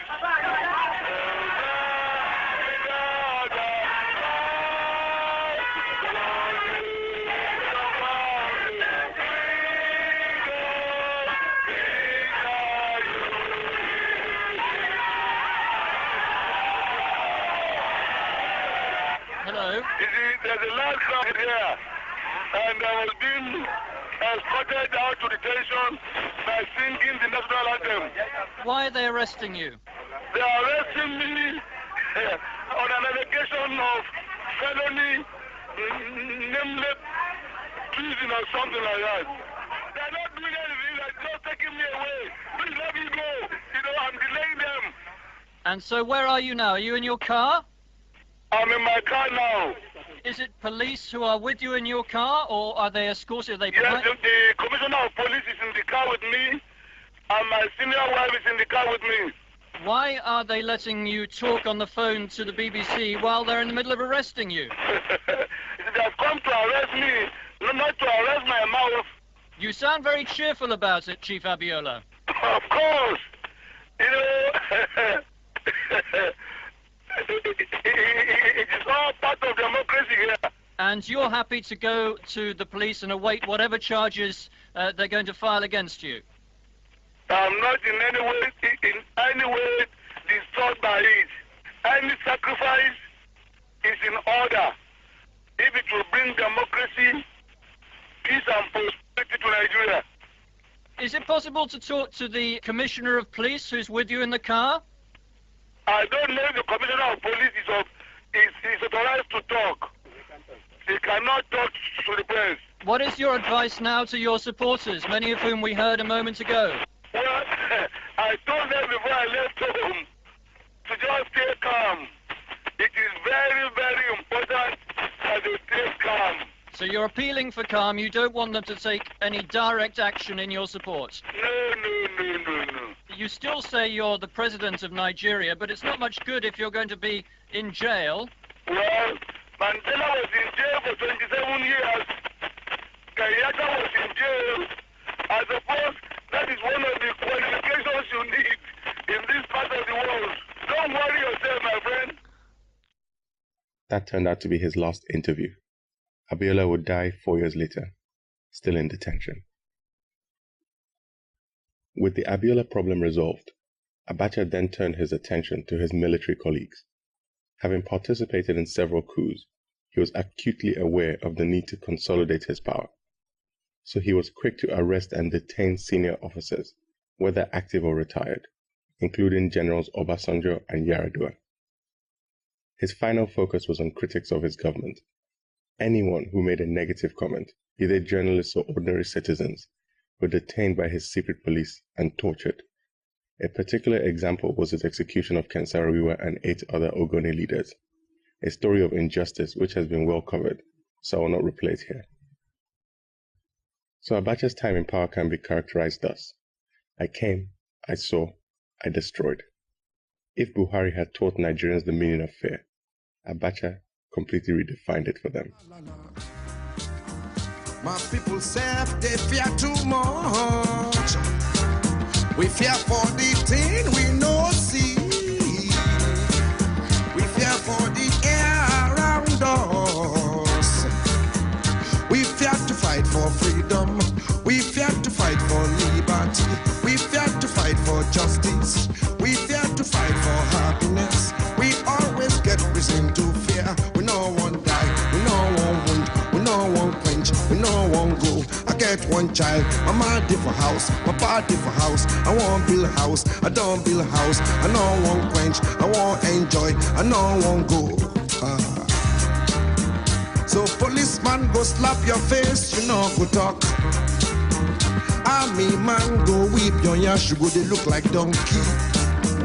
Rhodesia, they do them own, our leaders, they have for nothing. South Africa, they do them home. Them live sorrow, tears and blood. Given the terrible state of the country under Abacha, it is not surprising that during that time, Nigerians found God in a major way.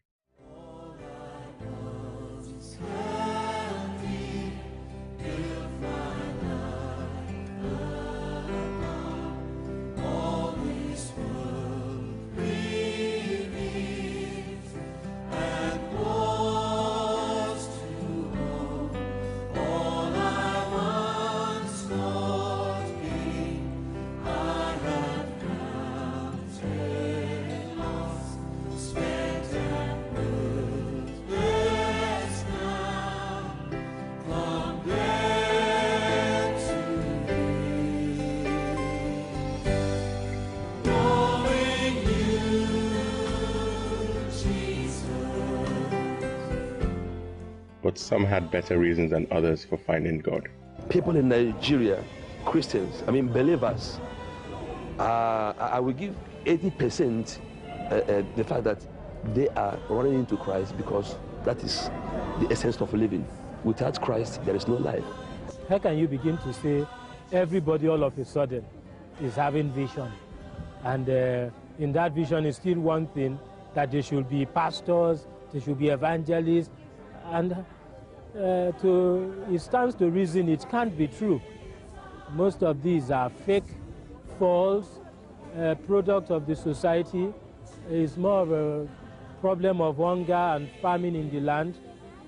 Everybody wants to make ends meet. There are self-type pastors, there are self-type evangelists, and whatever name they want to call themselves. Even you'll be hearing some of them calling themselves bishops, archbishops, but I'm yet to hear one of them calling himself pope. Thank God. They draw people to themselves by claiming to work miracles. I think a lot of these miracles they claim, miracles in inverted commas, a lot of them are stage managed. The Bible is about miracles. The whole of the book of Acts is the foundation of the church. And the Bible says that Jesus Christ is the same yesterday, today, and forever. If he worked miracles in those days, then he should still be working miracles today, and he'll work miracles tomorrow. Well, in the end, God did work a miracle in Nigeria by carrying out his own coup.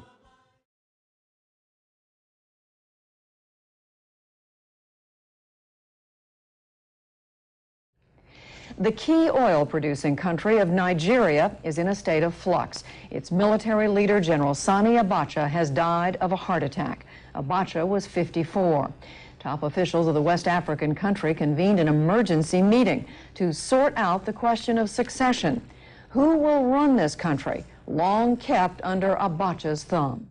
The passing away of General Sani Abacha was almost as momentous an event for Nigeria as gaining independence. It meant that, once again, Nigerians could resume their struggle for democracy. The struggle of the Democratic Front against Abacha has not been against him personally, but against military dictatorship. And there is only one cause for the military to follow, and that's to understand that they now have a very graceful, very fortunate way of retreating to the barracks and allowing the will of the Nigerian people to go forward.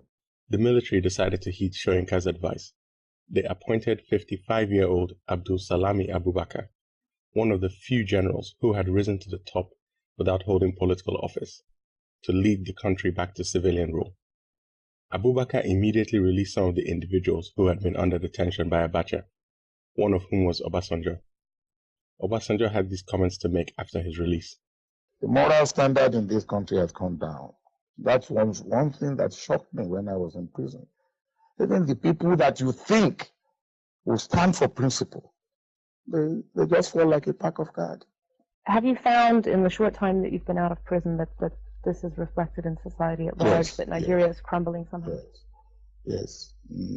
Only very few Nigerians now stand on principle.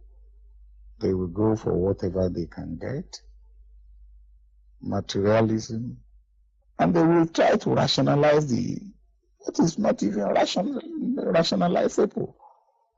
Oh yes, we join Abacha because we think we could influence Abacha. And who can tell you that he can reform devil? If it was possible for God to reform, he would have reformed Satan. And if God could not reform Satan, then anybody who thinks that he can reform an evil man is deceiving himself. He himself will become evil. And that's what has happened. Either voluntarily, or by association, or by compromising. These are strong words you're using. Yes, they are. But these are things that I believe. Given the kind of comments Obasanjo was making, it was no surprise that he decided to run for president soon after, on a promise to clean up corruption and restore the moral standards of the nation. We created an agency that will have nothing, its job will be to seek, to search, and to recover, both from within and from without. And it will have a tribunal to back it up. But the other candidate was also making the same promises. So the first thing to do about dealing with corruption is to have a president and a government that is transparent and straight. Nigerians have heard all of this before. Since 1966, every successive government that comes in, the first coup was to deal with corruption in Nigeria. And every other coup, they've said the same thing, that the previous regime was corrupt and we're coming to clean up. It was true that we had heard it all before. It was also true that the presidential candidates were all part of the regimes that had created the problems that now needed to be solved. It would be more a selection than an election, but it would still be better than military rule. So Nigeria went to the polls and ushered in the Fourth Republic.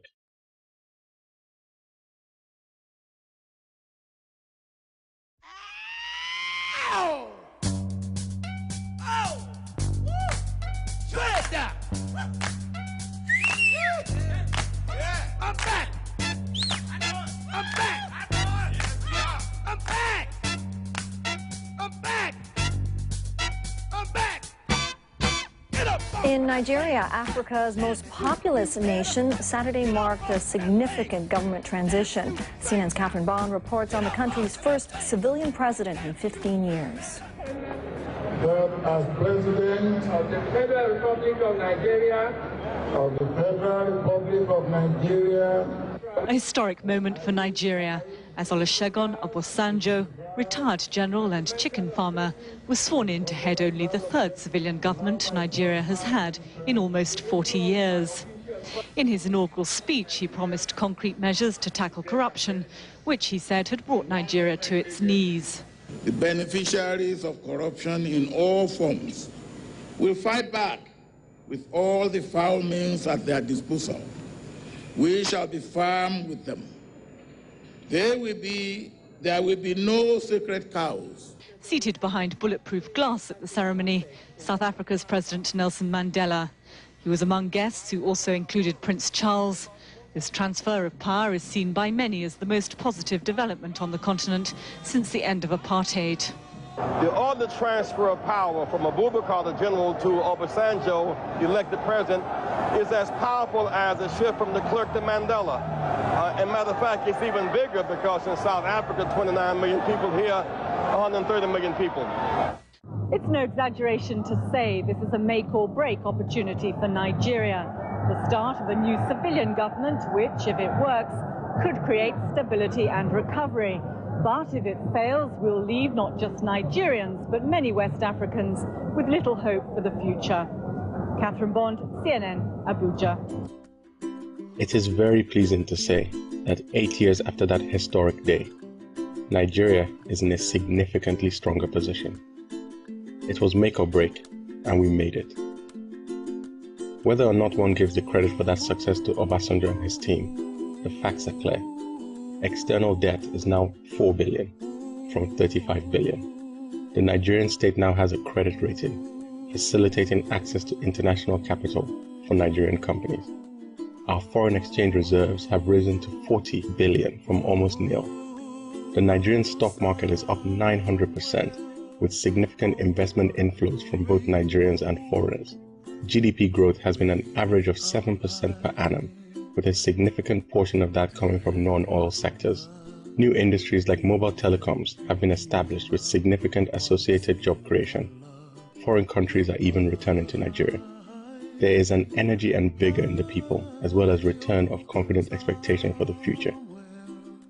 Probably most tellingly, Nigerians who left during the dark days have started to return home, as they see better opportunities at home than abroad.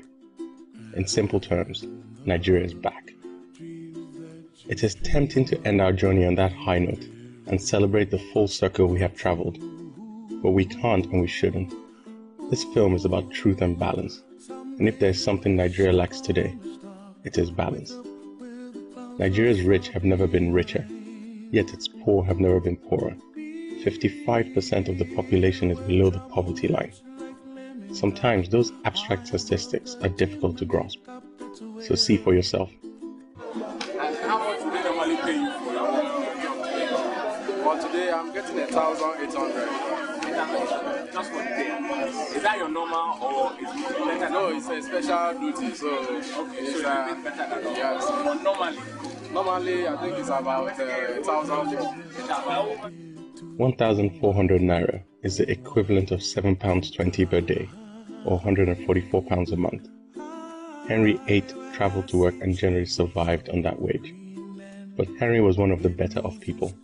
For a month, if you sell how much? For 1 month? If you really know for that, 10,000. If you sell 9,000 for the whole month? Yeah. Now enough money? Safe. Nigeria, I understand Nigeria is too hard. Nigeria too difficult, I mean. It's too hard. Thank you. Uche made the equivalent of £40 a month, or £2 a day. It's amazing he could laugh at his situation. I couldn't. One can always argue that the cost of living in Nigeria is cheaper, so you shouldn't compare it to the UK. But the reality was earlier that day I had visited a fast food place on Victoria Island, an equivalent of McDonald's, to grab a snack. That snack cost me 3 times Uche's daily earnings. 55% of the population are like Henry and Uche. That is not abstract or difficult to grasp. It's just that the situation in the country now is very critical. You have to really go down, swallow your pride and do whatever comes your way. Yes. You just have to put your your qualification inside the cupboard, lock it up, and pick whatever job available to survive. That is just it. Do what they can to survive, but their lives are still bleak. If things are bad for them, how do you think they are for their children?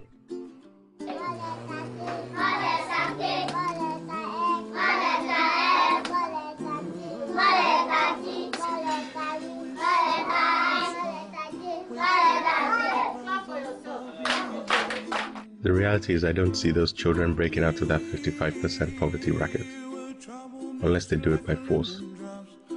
And maybe they will one day, like in the Niger Delta. The Niger Delta situation is just the beginning.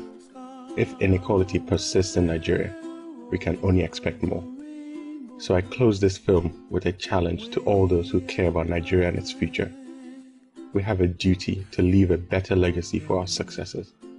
We have a responsibility to create a nation we can be proud of. We need to return to a place where to be Nigerian is to be great, where everyone enjoys a minimum standard of life, where the accident of birth is not the sole determinant of your prospects. We need to take our rightful place as the greatest black nation in the world. I have no magic solution for how we do this, but I know two things. 1, revolution starts with the individual. 2, right now, the wind is behind us. Thank you for your attention.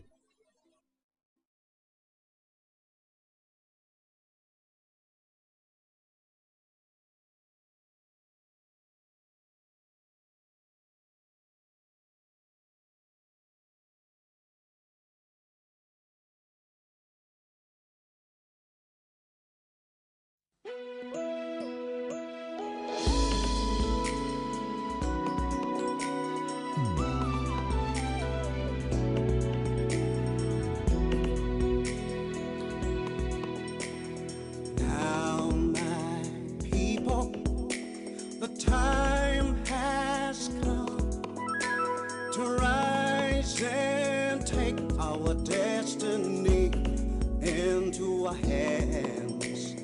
Look all over the world and you will find and a nation great was built by its people with love and sacrifice. You will find in all they do, they place their country first and above all things. It will all do the same. I know and I believe we can make Nigeria great again. I believe we can do it. I believe we can make it.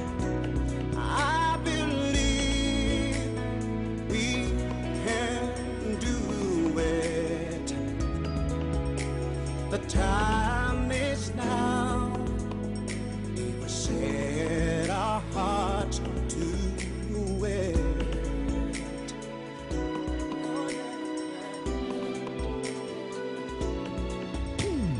Oh, a generation and those unborn, this clarion call we must heed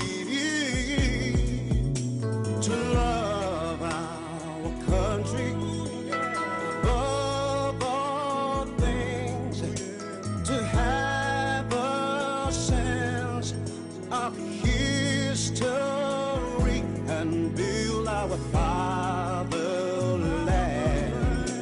A strong desire in our hearts, then we found it.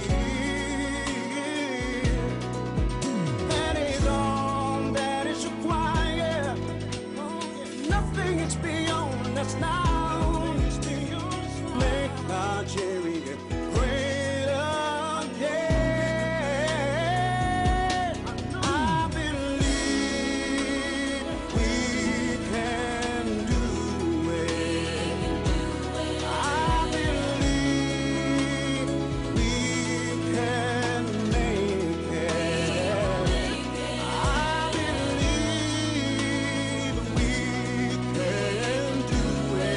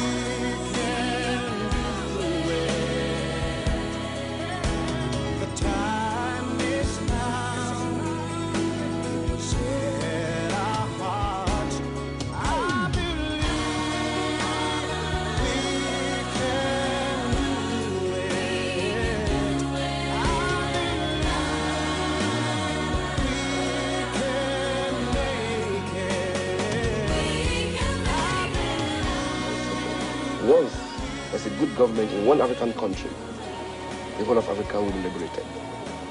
See, we need one good government, a straight and progressive, clean government that knows what it's doing. No diplomacy, no compromises, no agreement, no Marxism, Leninism, no capitalism, Africanism.